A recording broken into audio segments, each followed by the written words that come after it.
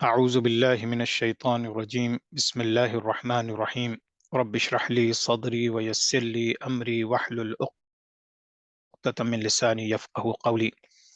اللهم أرنا الحق حقا وارزقنا اتباعه وأرنا الباطل باطلا وارزقنا اجتنابه آمين يا رب العالمين اللهم صل على محمد وعلى آل محمد كما صليت على إبراهيم وعلى آل إبراهيم إنك حميد مجيد اللهم بارك على محمد وعلى آل محمد كما باركت على إبراهيم وعلى آل إبراهيم إنك حميد مجيد بسم الله الرحمن الرحيم السلام عليكم ورحمة الله وبركاته अल्लाह से उम्मीद है कि आप सब लोग इंशाअल्लाह खैरियत से होंगे, आफ़ियत के साथ होंगे। आज अल्लाह ताला ने हमें तौफ़ीक़ दी, हिम्मत दी कि आज हम अपना चौथा सेशन, चौथा हिस्सा जो इस्लामिक हिस्ट्री की क्लास हमने शुरू की है, उसको शुरू करें। आज का टॉपिक है राशिदुन कैलिफेट या खुलफ़ाए राशिदीन का दौर। ये बहुत अहम दौर है, बहुत ज़्यादा पढ़ने से ताल्लुक़ और समझने से ताल्लुक़ इसलिए रखता है कि पूरी हुज़ूर सल्लल्लाहु अलैहि वसल्लम के बाद जो खिलाफतें कायम हुई या जो आज तक की जितनी इस्लामी हुकूमतें हैं या बीच में रहीं, उन सब की जो बेसिस है वो आपको खुलफ़ाए राशिदीन के दौर से ही मिलती है। और किसी भी चीज़ की तरह जब भी कोई आप नॉलेज हासिल करते हैं तो उसमें आपकी जो तारीख़ का हिस्सा होता है या तारीख़ से जो आप सीखते हैं, तो वो चीज़ें बहुत अहमियत रखती हैं। और चूँकि ये हमारी तारीख़, हमारी इस्लामी तारीख़ है, इस्लामी तारीख़ से मुराद के जो हुज़ूर सल्लल्लाहु अलैहि वसल्लम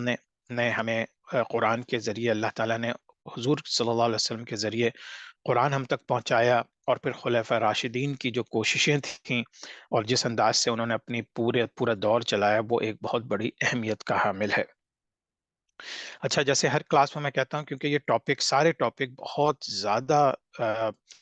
तवील हैं और इसको किसी एक सेशन में 1 घंटे में कवर करना बहुत ज़्यादा मुश्किल है। तो मैंने स्लाइड्स आप लोगों के लिए बहुत बनाई हैं। इंशाल्लाह जब स्लाइड शेयर करूँगा तो उसमें आपको बहुत सी मज़ीद डिटेल्स मिलेंगी, जो कि शायद मैं उसके ऊपर बात भी ना कर सकूँ, लेकिन जब आप लोग रिकॉर्डिंग देखेंगे या दोबारा स्लाइड्स को देखेंगे, तो बहुत सी डिटेल्स भी समझ में आ जाएँगी। लेकिन क्लास के दौरान उन तमाम तफ़ासील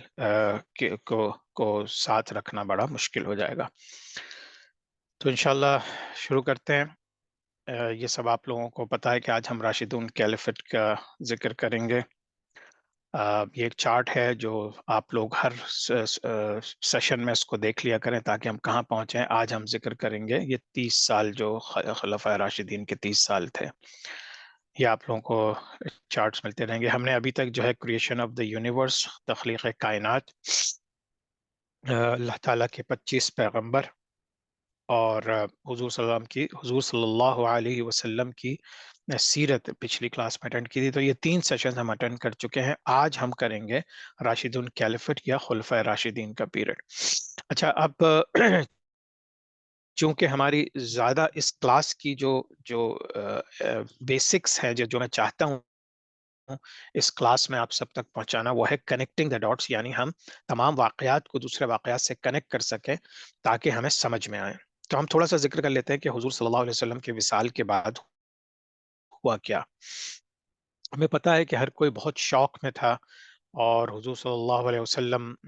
के विसाल पे किसी को समझ में नहीं आ रहा था कि अब क्या होगा, अब दीन कैसे चलेगा, हम किससे पूछ के ज़िंदगी गुजारेंगे।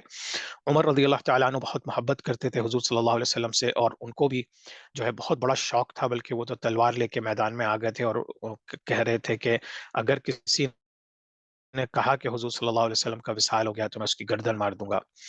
इसी तरह से जो उसामा बिन ज़ैद के जो उन्होंने फौज भेजी थी एक रोमन एम्पायर के पास से लड़ने के लिए, वो एकदम से रुक गई थी। उन लोगों को नहीं समझ में आ रहा था अब हम आगे जाएं या ना जाएं। हज़रत अबू बकर सिद्दीक़ रज़ी अल्लाह ताला अन्हु ने फजर की नमाज तो मस्जिद नबवी में पढ़ाई थी, लेकिन फिर वो एक काम से एक और मोहल्ले में चले गए थे, उसका नाम था साख। जब वहां से उनको इत्तला मिली थी, वो भागते हुए वापस आए और फिर बहरहाल उन्होंने ये अनाउंसमेंट की कि anyone who worshipped Prophet sallallahu alaihi wasallam must know that he has died, but those who worshipped Allah should know that Allah has always been there and will always be there. तो ये उन्होंने जब लोगों से कहा तो लोगों को कुछ थोड़ा सा समझ में आई, और बाकायदा ये आल इमरान की 144 आयत है وما محمد الا رسول قد خلت من قبله الرسل افأي مأت او قتل انقلبتم على اعقابكم ومن ينقلب على عقبيه فلن يضر الله شيئا وسيجزي الله الشاكرين۔ محمد صلی اللہ علیہ وسلم اللہ کے رسول ہیں اور ان سے پہلے بھی رسول گزر چکے ہیں۔ اگر دوسرے رسولوں کی طرح محمد صلی اللہ علیہ وسلم بھی وفات پا جائیں یا شہید کر دیے جائیں تو کیا تم اپنی ایڑیوں کے بل پھر جاؤ گے؟ اور جو اپنی ایڑیوں کے بل پھرے گا تو وہ اللہ کو کوئی نقصان نہیں پہنچا سکے گا، اور عن قریب اللہ شکر گزار بندوں کو جزائے خیر دے گا۔ صدق اللہ العظیم۔ تو یہ آل عمران کی آیت میں صاف صاف اللہ تعالیٰ نے حضور صلی اللہ علیہ وسلم کے انتقال سے پہلے ہی یہ بات آیت نازل ہو گئی تھی کہ اگر حضور صلی اللہ علیہ وسلم شہید ہو جائیں گے یا چلے جائیں گے، وفات پا جائیں گے، تو مسلمانوں کو اب جو ان تک پیغام پہنچا ہے اس کو لے کے آگے بڑھتے رہنا ہے، اور اگر کوئی پھر گیا یا اسلام سے پھر گیا یا مرتد ہو گیا تو پھر وہ اللہ تعالیٰ کو کوئی نقصان نہیں پہنچا سکے گا بلکہ اپنے ہی عاقبت برباد کرے گا۔ اچھا، یہ چیزیں جو ہیں اب جیسے ہی حضور صلی اللہ علیہ وسلم کا وصال ہوا، ایک آپس میں ڈسکشن شروع ہوئی کہ اب دوسرا یعنی حضور صلی اللہ علیہ وسلم کے بعد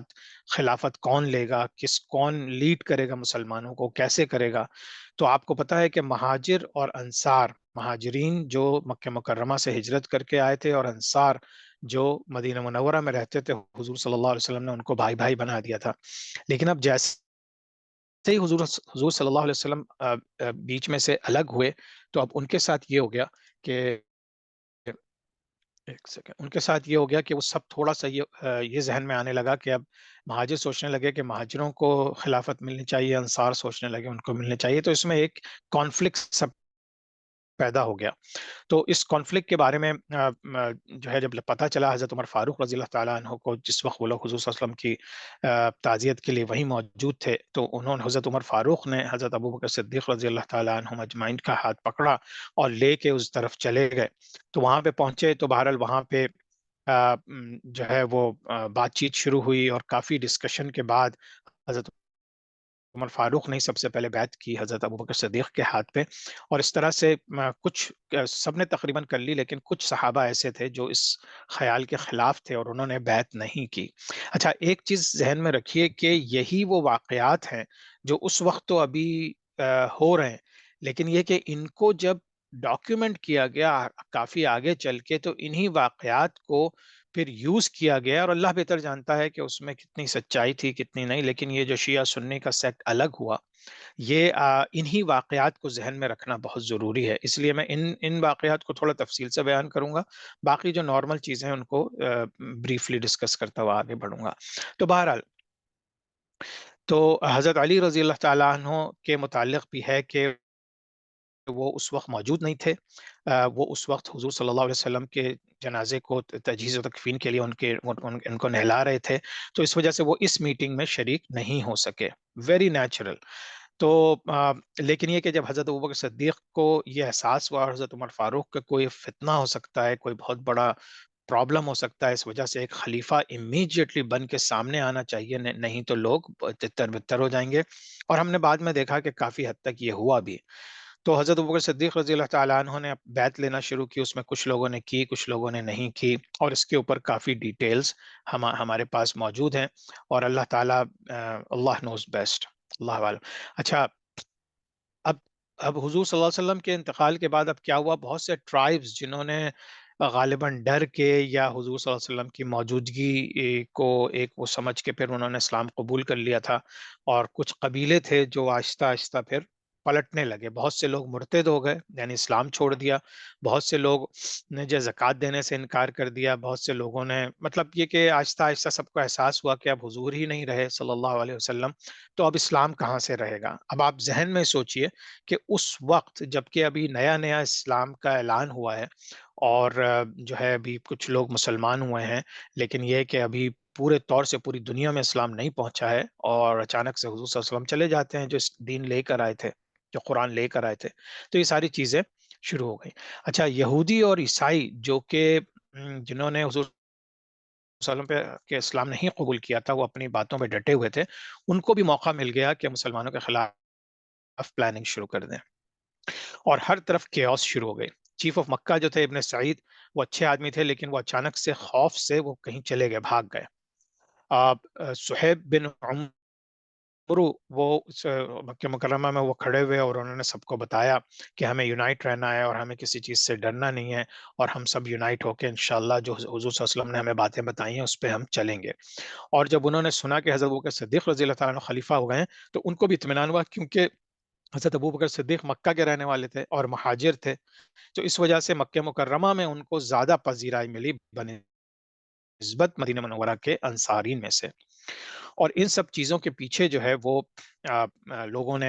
फितना गरी शुरू की। बहुत से लोगों ने सोचा कि अब तो ये गद्दी खाली हो गई है, तो बहुत से जिस तरह मुस्लिमा कज़्ज़ाब और असदी और इन लोगों ने अपने आप को अल्लाह का नबी बना के पेश किया, और जिसको फिर हज़रत अबू बकर सिद्दीक़ रज़ी अल्लाह ताला अन्हु ने डील किया। उनमें से एक था तलीहा फ्रॉम ट्राइब ऑफ बनु असद। उसने अपने आप को कहा कि मैं प्रॉफिट सल्लल्लाहु अलैहि वसल्लम का इंतकाल हो गया, वो बड़े प्रॉफिट थे, लेकिन अब अल्लाह ने मुझे चूज किया है, मैं प्रॉफिट हूँ। इसी तरह से मुस्लिमा, जिसको मुस्लिमा कज़्ज़ाब भी कहते हैं, बनु हनीफा से यमामा के एरिया में, उसने भी ऐलान कर दिया कि मैं प्रॉफिट हूँ। अच्छा, असवद अनसी यमन में एक और था, उसने भी क्लेम कर दिया कि मैं प्रॉफिट हूँ, और इसका पूरा वाकया आपको मुख्तलिफ तारीख की किताबों में मिलता है।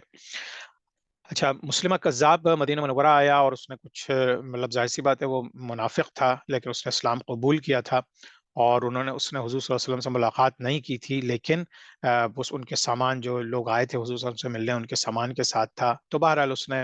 मुनाफ़िक़ था, या अल्लाह ताला को बेहतर पता है कि उसके दिल में क्या था। लेकिन बहरहाल हुज़ूर सल्लल्लाहु अलैहि वसल्लम के बाद फिर उसने अपने आप को नबी ज़ाहिर कर दिया। अच्छा, अब मुसलमानों के लिए जो है बहुत से जो प्रॉब्लम्स थे, वो आप ये सोचिए कि ख़ास तौर से हज़रत अबू बकर सिद्दीक़ रज़ी अल्लाह ताला अन्हु के सामने, चूँकि वो खलीफा हो गए थे, उनके सामने क्या-क्या प्रॉब्लम्स थे। एक तो ये था कि लोग मुर्तद होना शुरू हो गए थे, यानी इस्लाम छोड़ने लगे थे। और ना सिर्फ ये कि एक-एक करके, बल्कि पूरे-पूरे कबीले जो हैं वो मुर्तदीन हो गए थे। फिर ये कि फ़ॉल्स प्रॉफ़िटहुड शुरू हो गया था। मुस्लिमा, तलीहा, असवद अनसी का जो ज़िक्र किया, इसके अलावा अपने इलाकों में लोगों ने बिल्कुल यानी अपनी ताकत के बलबूते के ऊपर ये चीज़ें शुरू कर दी थी। बहुत से जो मुसलमान जो मुर्तद नहीं हुए, लेकिन उन्होंने ज़कात देने से इनकार कर दिया। और बाकायदा ये हुआ कि वो ज़कात भी ये नहीं कह रहे थे कि हम नहीं देंगे, वो कहते थे कि पहले तो बैतुल माल था, हुज़ूर सल्लल्लाहु अलैहि वसल्लम वहाँ थे, अब हम ज़कात खुद दे देंगे और अपने लिहाज से देंगे, और जिसको हम चाहें देंगे, क्योंकि उसकी इजाज़त है। लेकिन हज़रत अबू बकर सिद्दीक़ रज़ी अल्लाह ताला अन्हु को इस चीज़ का एहसास था कि ये सिर्फ़ एक बहाना है, और अब ये कौम जो है मुसलमान, ये ज़कात भी देने से इनकार कर रही है, तो उन्होंने उनके खिलाफ भी जिहाद डिक्लेयर किया था। बहुत से ट्राइब्स थे जो जिज़िया दे के मुसलमानों की हुकूमत के अंदर रह रहे थे, उन्होंने जिज़िया देने से इनकार कर दिया। अच्छा, रोमन्स जो थे, वो नॉर्दर्न अरेबिया की तरफ से बहुत एक सीरियस थ्रेट थे, क्योंकि हज़रत उसामा बिन ज़ैद की जो फ़ोर्स थी, वो जा रही थी, लेकिन हुज़ूर सल्लल्लाहु अलैहि वसल्लम के विसाल की वजह से रुक गई थी।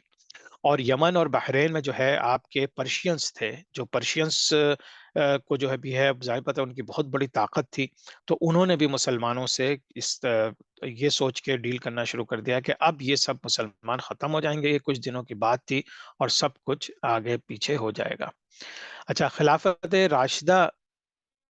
जो है उसकी हम ज़िक्र कर लेते हैं कि हज़रत अबू बकर सिद्दीक़ रज़ी अल्लाह ताला अन्हु की खिलाफत 2 साल 3 महीने रही, फिर उमर फ़ारूक की 10 साल रही, फिर हज़रत उस्मान गनी रज़ी अल्लाह ताला अन्हु की 12 साल रही, और फिर हज़रत अली रज़ी अल्लाह ताला अन्हु की 4 साल 5 महीने रही। तो ऑल टुगेदर टोटल तकरीबन 30 साल बनते हैं ये। अच्छा, हज़रत अबू बकर सिद्दीक़ रज़ी अल्लाह ताला अन्हु जो हैं वो 573 एडी में पैदा हुए, 634 में उनका इंतकाल हुआ, और उनकी खिलाफत जो थी 632 से 634 तक रही। पहले खलीफा हज़रत अबू बकर सिद्दीक़ रज़ी अल्लाह ताला अन्हु, और ये आप समझ लीजिए कि कुछ मैप्स हैं जिनको आप इंशाअल्लाह देख लीजिएगा अपने फुर्सत में। हज़रत अबू बकर सिद्दीक़ रज़ी अल्लाह ताला अन्हु का जो ख़ानदान था, वो उनके वालिद उस्मान अबू क़हाफ़ा थे, फिर इस तरह से चलते हुए ये किलाब से मिलते थे। बहुत से हुज़ूर सल्लल्लाहु अलैहि वसल्लम की जो दूसरे लोगों से रिश्तेदारियाँ थीं, वो क़ुसै से या किलाब के ख़ानदान से थे। इसी तरह से हुज़ूर सल्लल्लाहु अलैहि वसल्लम का ख़ानदान पर पहुँच के किलाब से मिलता था। तो इस तरह से तक़रीबन 5-6 जनरेशन पहले जो है हज़रत अबू बकर सिद्दीक़ जो है हुज़ूर सल्लल्लाहु अलैहि वसल्लम के ख़ानदान से मिलते थे। अच्छा, یہ ساری ڈیٹیلز ہیں ان کے، جس طرح میں نے کہا میں تھوڑی سی بریفلی ان چیزوں کو ہٹ کروں گا، اور باقی چیزیں انشاءاللہ تعالی آپ لوگ اپنے لحاظ سے دیکھ لیجئے گا کلاس کے بعد۔ آ، بہت سے جو کمپینینز سے بڑے بڑے، انہوں نے کس طرح حضرت ابوبکر صدیق رضی اللہ تعالیٰ عنہ کے ہاتھ پہ اسلام قبول کیا، ان میں سے عثمان بن عفان، عبد الرحمن بن عوف، طلحہ بن عبید اللہ، سعد بن ابی وقاص، زبیر بن عوام، بہت بڑے بڑے صحابہ ہیں یہ، ان سبوں نے حضرت ابوبکر صدیق کے انکریج کرنے پہ اسلام کو قبول کیا، اور پھر بعد میں جا کے بہت سے اور لوگ بھی مسلمان ہوئے، ان میں حضرت ابو عبیدہ ابن جراح بھی تھے، جنہوں نے پھر جنگوں میں بہت بہترین کام کیے۔ آ، ان کے جو حضرت ابوبکر صدیق رضی اللہ تعالیٰ عنہ کا ہم نے پوری سٹوری حضور صلی اللہ علیہ وسلم کی سیرت میں پڑھی ہے، کہ کس طرح سے جب سے انہوں نے اسلام قبول کیا، کس طرح سے حضور صلی اللہ علیہ وسلم کے ساتھ ساتھ رہے، تمام غزوات میں ساتھ رہے، جب انہوں نے ہجرت کی تو اس وقت ساتھ رہے، غار میں ساتھ رہے، اور جو ہے حضرت عمر فاروق رضی اللہ تعالیٰ عنہ ایک بات کہا کرتے تھے کہ مجھ سے ساری زندگی کی کوئی عبادت جو میں نے کی ہے یا اللہ کی رضا کے لیے کام کیا، وہ ابو بکر کو دے دی جائے، اگر ابو بکر کی جو ایک رات انہوں نے حضور صلی اللہ علیہ وسلم کے ساتھ غار ثور میں گزاری تھی، اگر وہ مجھے مل جائے، تو اللہ تعالیٰ کے نزدیک وہ وقت جو حضرت ابوبکر صدیق رضی اللہ تعالیٰ نے گزارا اور حضور صلی اللہ علیہ وسلم کو سپورٹ دی، وہ بہت بڑی اہمیت کا حامل ہے۔ اسی طرح سے جب بھی جو ہے حضور صلی اللہ علیہ وسلم کو کوئی ضرورت پڑی تو حضرت ابوبکر صدیق ان کے ساتھ کھڑے رہے۔ جب معراج سے واپسی ہوئی تو بہت سے لوگوں نے حضور صلی اللہ علیہ وسلم کو نہیں مانا، لیکن حضرت ابوبکر صدیق نے کہا کہ اگر حضور صلی اللہ علیہ وسلم کہہ رہے ہیں تو یقیناً سچ ہوگا، اور اسی طرح سے ہر موقع پہ وہ ان کے ساتھ ساتھ کھڑے رہے۔ جب پرشینز نے رومنز کو ڈیفیٹ کیا تو اس وقت بھی حضرت ایک کفار چیف جو تھا ابی بن خلف، وہ مذاق اڑا رہا تھا، تو حضرت ابوبکر صدیق نے اس سے کوئی شرط لگائی تھی کہ رومنز جو ہیں وہ پرشینز کو جو ہے ہرا دیں گے، اور اس پر پھر حضور صلی اللہ علیہ وسلم نے کہا تھا کہ تم اپنی شرط بڑھا دو، کیونکہ حضور صلی اللہ علیہ وسلم کو سورہ روم کے ذریعے یہ اطلاع مل گئی تھی کہ رومنز جو ہیں وہ غالب آئیں گے۔ بدر کے مقام پہ، احد کے مقام پہ، اور تمام جتنے بھی غزوات ہوئے اس میں حضور صلی اللہ علیہ وسلم کے بہت ساتھ ساتھ رہے، بہت ان کی ہیلپ کی، اور بہت سے موقعوں پہ کفار کی تلواروں سے ان کو بچایا۔ اچھا، ایک دفعہ حضور صلی اللہ علیہ وسلم اپنے صحابہ سے مسجد میں بات کر رہے تھے، اللہ نے جو ہے ان کو، حضور صلی اللہ علیہ وسلم نے بتایا کہ اللہ نے مجھے آپشن دی ہے، یا ہمیں آپشن دی ہے کہ ہم تمہیں ساری، یعنی کہ حضور صلی اللہ علیہ وسلم اللہ کے نبی تھے تو ان کو ایک آپشن دی کہ آپ ساری زندگی رہ سکتے ہیں، آپ کو کبھی موت نہیں آئے گی، یا آپ پریفر کرتے ہیں کہ اللہ تعالیٰ سے آپ کی جلدی ملاقات ہو جائے۔ تو جب حضور صلی اللہ علیہ وسلم نے یہ بتایا، اور ظاہر بات ہے انہوں نے چوز کیا کہ اللہ سے ملاقات ہو جائے، تو حضرت ابوبکر صدیق بہت روئے کیونکہ ان کو اندازہ ہو گیا تھا کہ اب حضور صلی اللہ علیہ وسلم کا وصال ہونے والا ہے۔ اسی طرح سے آپ سمجھیے حضرت ابوبکر صدیق کے جو 2 ڈھائی سال تھے وہ گزرنا شروع ہو چکے تھے، اور ان کو ان تمام چیزوں سے بہت بڑے لیول کے اوپر مقابلہ کرنا تھا۔ اب ان کے کچھ ڈیسیشنز تھے ایسے، تو ربیع الاول 11 ہجری کو جب اسامہ بن زید 700 سولجرز کے ساتھ جو بلقاء اور داروم بائزنٹینین امپائر سے لڑنے جا رہے تھے، ان کو انہوں نے سب سے پہلے بھیجا، اور بہت سے لوگوں نے کہا کہ اب اس کا جو ہے وقت نہیں ہے، یا اب ان کے اندر مورائلز ان لوگوں کے ہائی نہیں ہے، لیکن انہوں نے کہا اگر حضور صلی اللہ علیہ وسلم نے ڈیسائیڈ کر لیا تو پھر یہ تو 100% آگے جائے گا، اور انہوں نے اس مشن کو آگے بھیج دیا۔ پھر مسلمہ کذاب سے ڈیل کرنے کے لیے، جس کو بیٹل آف یمامہ بھی کہتے ہیں، انہوں نے اپنی بھیجی مسلمان فورسز، 13,000 مسلمان بھیجے، جبکہ مسلمان نے، آپ سوچئے حضور صلی اللہ علیہ وسلم کا ابھی انتقال ہوا ہے، اور مسلمان نے اپنے انڈر یعنی 40,000 ایسے لوگ تھے جن میں مسلمان بھی تھے، بہت سے مسلمان تھے جو مسلمہ کو اپنا نبی کہنے لگے تھے، اور ان سے پھر فائٹ ہوتی ہے 13,000 مسلمانوں کی، جس میں مسلمانوں کی 1200 کیجولٹی ہوتی ہیں، اور تقریباً 28 سے 32,000 مسلمان کے لوگ مارے جاتے ہیں، لیکن حضرت بکر صدیق اس کو بہت ہی آئرن ہینڈ کے ساتھ لے کے جاتے ہیں، اور اس کو شکست دیتے ہیں اور اس کو قتل کر دیتے ہیں۔ اس جنگ میں تقریباً 70 صحابہ بھی شہید ہوئے، تو ان کو جو ہے حضرت عمر فاروق رضی اللہ تعالیٰ عنہ نے ان کو مشورہ دیا کہ اتنے صحابہ شہید ہو گئے ہیں تو کہیں قرآن شریف جو کہ ہم لوگوں نے لکھا تو ہوا ہے لیکن وہ کہیں ایک جگہ جمع نہیں ہے، تو پھر اسی دوران عمر فاروق رضی اللہ تعالیٰ عنہ کے سجیشن پر حضرت ابو بکر صدیق رضی اللہ تعالیٰ عنہ نے یہ کام شروع کروایا. اس کو کمپلیٹ جا کے تو حضرت عثمان غنی رضی اللہ تعالیٰ عنہ کے زمانے میں ہوگا، لیکن انہوں نے اس طرف توجہ دینی شروع کی. اچھا اب یہ واقعات ہیں جو پھر مختلف سمجھے، میں ان کو بہت ڈیٹیل میں نہیں جاؤں گا، جس میں خالد بن ولید کی انٹری ہوتی ہے. اور صرف میں یہ ذکر کروں گا کہ حضرت خالد بن ولید کے بارے میں یہ بات مشہور ہے کہ حضرت عمر فاروق رضی اللہ تعالیٰ عنہ نے اپنے دور میں آ کے انہیں معزول کر دیا تھا، اور پھر اس کی وجوہات بھی تھیں. اور کچھ ایک وجہ یہ بتاتے ہیں کہ جب ان کو بھیجا گیا تھا ایک جنگ میں، وہاں پہ مالک بن نویرہ تھا، تو طریقہ یہ تھا کہ ان کو یہ بتایا گیا تھا کہ آپ کسی بھی شہر سے باہر جا کے اذان دیں، اگر جواب میں آپ کو اذان سنائی دے تو پھر آپ ان لوگوں کو قتل نہیں کریں گے، یعنی وہ مسلمان ہیں. لیکن اگر اذان سنائی دے جائے تو اس کا مطلب پھر ان کو اگر اذان نہیں سنائی دے تو پھر اس کا مطلب کہ وہ لوگ مسلمان نہیں ہیں، تو آپ انہیں قتل کر سکتے ہیں. تو بہرحال یہ ایک واقعہ ہوا تھا جس میں مالک بن نویرہ کو قتل کر دیا تھا حضرت خالد بن ولید نے، اور اس بات کے اوپر ان کی پیشی ہو گئی تھی. اور بعد میں پھر ان کے کچھ دوسری وجوہات تھیں جس کی وجہ سے ان کو معزول کیا گیا تھا، اور اس کی تفصیل انشاءاللہ ہم حضرت عمر فاروق کے دور میں پڑھیں گے. اچھا، یہ بغاوتوں کا جو سلسلے شروع ہوئے تھے وہ آپ سمجھیے کہ اگر آپ نقشہ دیکھیں تو عراق میں، شام میں، اور آپ کے یمن سے،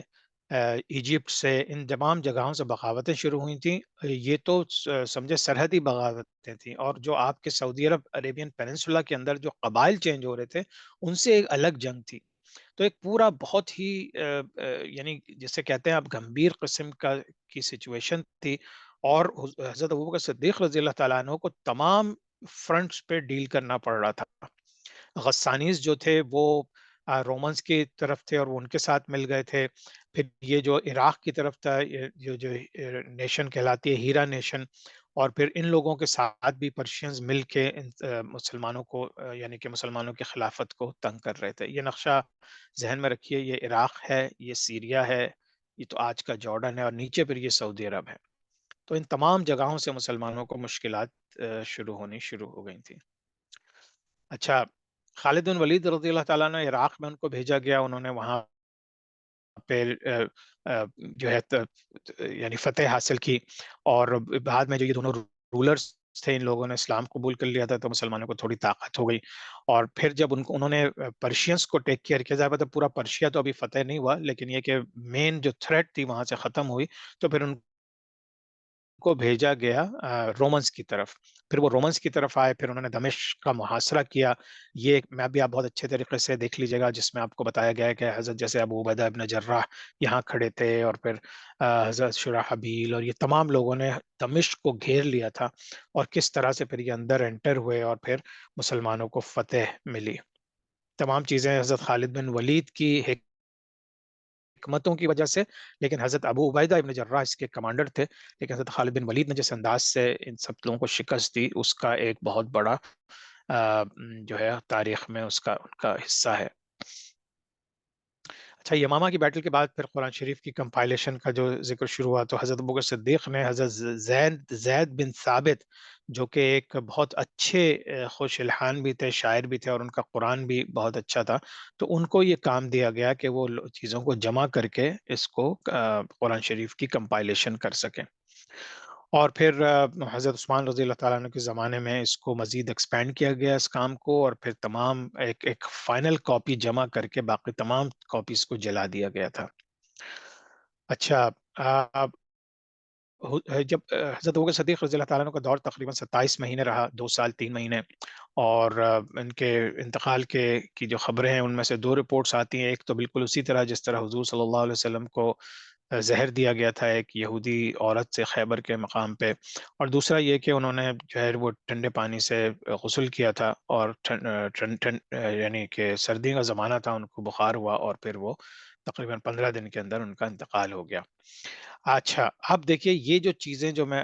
جن پہ ایمفیسائز کر رہا ہوں یہ ضروری ہیں اپنے ہم لوگوں کو سمجھنا. اب ان کا دور تھا، انہوں نے بڑی بڑی لڑائیاں لڑی، انہوں نے ہر طرح سے حضور صلی اللہ علیہ وسلم کی باتوں کو آگے بڑھایا. ایک ان کا جو قول تھا حضور صلی اللہ علیہ وسلم کا، اس کو انہوں نے اپنی جان سے زیادہ بھی اہمیت دی. لیکن ایٹ دا سیم ٹائم اب حضرت ابوبکر صدیق رضی اللہ تعالیٰ عنہ کا انتقال ہو رہا ہے، اور وہ جو ہیں انہوں نے کیا کیا کہ انہوں نے حضرت عمر فاروق رضی اللہ تعالیٰ عنہ کو نامینیٹ کیا اپنے سینئر صحابہ سے مشورہ کرنے کے بعد. ٹھیک ہے. تو انہیں یہ اندازہ ہو گیا تھا کہ اس وقت مسلمانوں کی کمانڈ اس وقت جو اتنے نازک حالات ہیں، ایون دو کہ مین چیزوں کو تو انہوں نے کنٹرول کر لیا تھا، لیکن انہیں پتا تھا کہ جیسے حضرت ابوبکر صدیق رضی اللہ تعالیٰ عنہ کا انتقال ہوگا اسی طرح سے دوبارہ سے لوگ پھر جائیں گے. تو انہیں کوئی بہت ہی آئرن ہینڈ والا آدمی چاہیے تھا، بہت سخت اور اللہ کے اوپر اور رسول صلی اللہ علیہ وسلم کی باتوں پہ یقین رکھنے والا. تو انہوں نے حضرت عمر فاروق کو نامینیٹ کیا. پھر ان کا 22 جمادی الاخر 13 ہجری، وہ یہ بھی پیر کا دن تھا کہ ان کا انتقال ہو گیا، اور وہ حضور صلی اللہ علیہ وسلم کے پہلو میں ان کو دفن کیا گیا. اچھا، اب اس کو چونکہ حضرت ابو صدیق نے نامینیٹ کر دیا تھا، تو اب دوسرے خلیفہ حضرت عمر فاروق رضی اللہ تعالیٰ عنہ بنے. اور دوسری خلافت جو جب شروع ہوئی تو آپ سمجھے 634 سے لے کے 644 تقریباً 10 سال یہ خلافت چلی. اور اس 10 سال میں جو ہے حضرت عمر فاروق رضی اللہ تعالیٰ عنہ نے پورا نقشہ تبدیل کر دیا. ان کی عمر 61 ایئرس تھی ان کے انتقال کے وقت. اچھا، ان کا خاندان بھی جو ہے اگر آپ تھوڑا سا جا کے دیکھیں تو وہی کلاب سے ملتا ہے. حضرت عمر فاروق سے یہ سلسلہ اس طرح چلا جاتا ہے. یہ بنو عدی کے تھے، جو قبیلہ تھا بنو عدی. اور حضور صلی اللہ علیہ وسلم کا خاندان اگر آپ دیکھیں تو یہ کلاب سے جا کے یہاں پہ ملتا ہے. اچھا، یہ سب ہمیں پتا ہے دوسرے خلیفہ تھے، اور مکہ مکرمہ ان کی پیدائش ہوئی تھی اور مدینہ منورہ میں ان کا انتقال ہوا. یہ ساری ڈیٹیلز ہیں. بہت تھوڑی لمبی ہائٹ کے تھے، وائٹ کمپلیکشن تھا، ریڈش کمپلیکشن، مسکولر تھے، اور شروع سے ان کے بال بہت کم تھے. وہ بہت تیزی سے چلتے تھے، اور جب ان کی زبان کو اللہ نے ان کی زبان کو بہت زیادہ وہ دی تھی کہ وہ بہت ہی کلیئرلی بات کرتے تھے، اور بہت ہی زور تھا اور اثر تھا ان کی آواز میں. اور وہ کہتے ہیں ان کے بارے میں مشہور ہے کہ when he hit hard and caused pain. جب بھی وہ کفار کے خلاف ہٹ کرتے تھے تو وہ بہت ہی ہارڈ قسم کی ہٹ ہوتی تھی اور بہت تکلیف پیدا کرتی تھی. اسلام لانے سے پہلے وہ اسٹل عربی زبان کے بہت دلدادہ تھے، اور اپنے دوستوں کے ساتھ وقت انجوائے کرنا، اور جب ان کے ساتھ بہت زیادہ تھا. بہت کم لوگ پڑھے لکھے تھے، اس میں یہ ایک پڑھے لکھے تھے حضرت عمر فاروق رضی اللہ تعالیٰ عنہ. اور ان کے والد بہت اسٹرکٹ تھے، تو اور اپنے ان کے اونٹوں کو اٹینڈ کرتے تھے، تو ان کی زندگی تھوڑی سی سختی میں گزری تھی شروع کی. اور لیکن یہ کہ وہ عربوں کی جو ہسٹری تھی عرب کی، اس میں اس کو جاننے کے لیے بہت زیادہ انٹرسٹڈ رہتے تھے ہمیشہ. اور پھر وہ ٹریڈ میں تھے اور سیریا گئے اور مختلف جگہوں پہ جا کے انہوں نے چیزیں کی. اس کے علاوہ ان کے نام سے جو بہت مشہور چیز یہ ہے کہ انہوں نے لونر کیلنڈر یعنی ہجری کیلنڈر جو ہے وہ حضرت عمر فاروق رضی اللہ تعالیٰ عنہ نے شروع کیا. اور اب اس کی اہمیت دیکھیے کہ آج تک جو ہے اسلامی کیلنڈر کے نام سے ہجری کیلنڈر چلتا ہے، جو حضرت حضور صلی اللہ علیہ وسلم کے زمانے میں نہیں شروع ہوا. وہ حضرت ابوبکر صدیق کے رضی اللہ تعالیٰ عنہ کے زمانے میں بھی نہیں شروع ہوا. وہ شروع ہوا ہجرت کے تقریباً 10 سال کے بعد، جو کہ حضرت عمر فاروق رضی اللہ تعالیٰ عنہ نے شروع کیا. اور لیکن انہوں نے اس کی ابتدا رکھی ہجرت کے وقت کی. تو اب سوچئے ہجرت کے 5ویں سال 6ٹھے سال کوئی کیلنڈر نہیں ہے اسلامی، لیکن 10ویں سال آ کے اب جو ہجرت کے بعد کی چیزوں کا ذکر ہو رہا ہے، جنگ بدر ہو رہی ہے تو 2 ہجری میں ہو رہی ہے، اور جنگ احد ہو رہی ہے تو 3 ہجری میں ہو رہی ہے. اسی طرح سے جو واقعات ہیں ان سب کو پھر ہجری ڈیٹ دے دی گئی. ٹھیک ہے. اس کے علاوہ انہوں نے ایک پورا نظام بنانا شروع کیا، کیونکہ اب مسلمان بڑھ رہے ہیں، دوسری فتوحات ہو رہی ہیں، تو ایک پولیٹیکل اور سول ایڈمنسٹریشن جابز انہوں نے انٹروڈیوس کی. کیا کیا تھی وہ؟ Chief secretary, military secretary, revenue collector, police chief, treasury office, اور بہت سی دوسری آفیشیل پوسٹ کریٹ کی. اس زمانے میں ان چیزوں کا کانسیپٹ ہی نہیں تھا. اس زمانے میں قبائل کے امیر ہوتے تھے اور وہی سب سارے ڈیسیشن لیتے تھے. ہاں، اسی طرح سے انہوں نے جو ہے وہ پہلے آدمی تھے جنہوں نے department for the investigation of complaints against government officers, کہ اگر جو لوگ ایڈمنسٹریشن میں ہیں وہ کوئی ظلم کرتے ہیں تو ان کے خلاف باقاعدہ آفیشیل کوئی کمپلین کر سکتا ہے. یہ وہ پہلے آدمی تھے جنہوں نے پبلک منسٹری سسٹم کریٹ کیا، جہاں پہ ایک ڈیٹا بیس تھا جس میں سارے آفیشلز، گورنمنٹ آفیشلز اور سولجرز کے نام تھے. اس سے پہلے کسی کا کہیں لکھے ہوئی چیزیں نہیں ہوتی تھی کہ کون جنگ میں جا رہا ہے، کون فوجی ہے، کون نہیں ہے. تو چیزوں کو ایک سسٹمائز کرنے کے لیے انہوں نے یہ سب چیزیں شروع کی، جو کہ انہی کے زمانے میں شروع ہوئیں. اور انہوں نے سوچی آج سبحان اللہ ایک one of the worst thing that's happening all over the world کہ جتنے ہمارے حکمران ہیں کسی بھی ملک کے وہ سب سے زیادہ امیر ہوتے ہیں اور سب سے زیادہ ان کے بزنسز ہوتے ہیں اور ان کی انویسٹمنٹس ہوتی ہیں. حضرت عمر فاروق رضی اللہ تعالیٰ عنہ نے یہ چیز بین کر دی تھی کہ جس کا کوئی بھی بزنس ہے، کوئی بزنس میں انوالو ہے یا ٹریڈ ہے، تو وہ پوزیشن نہیں لے سکتا کوئی گورنمنٹ آفیشل، کیونکہ وہ اس کا فائدہ اٹھا سکتا ہے. عمر فاروق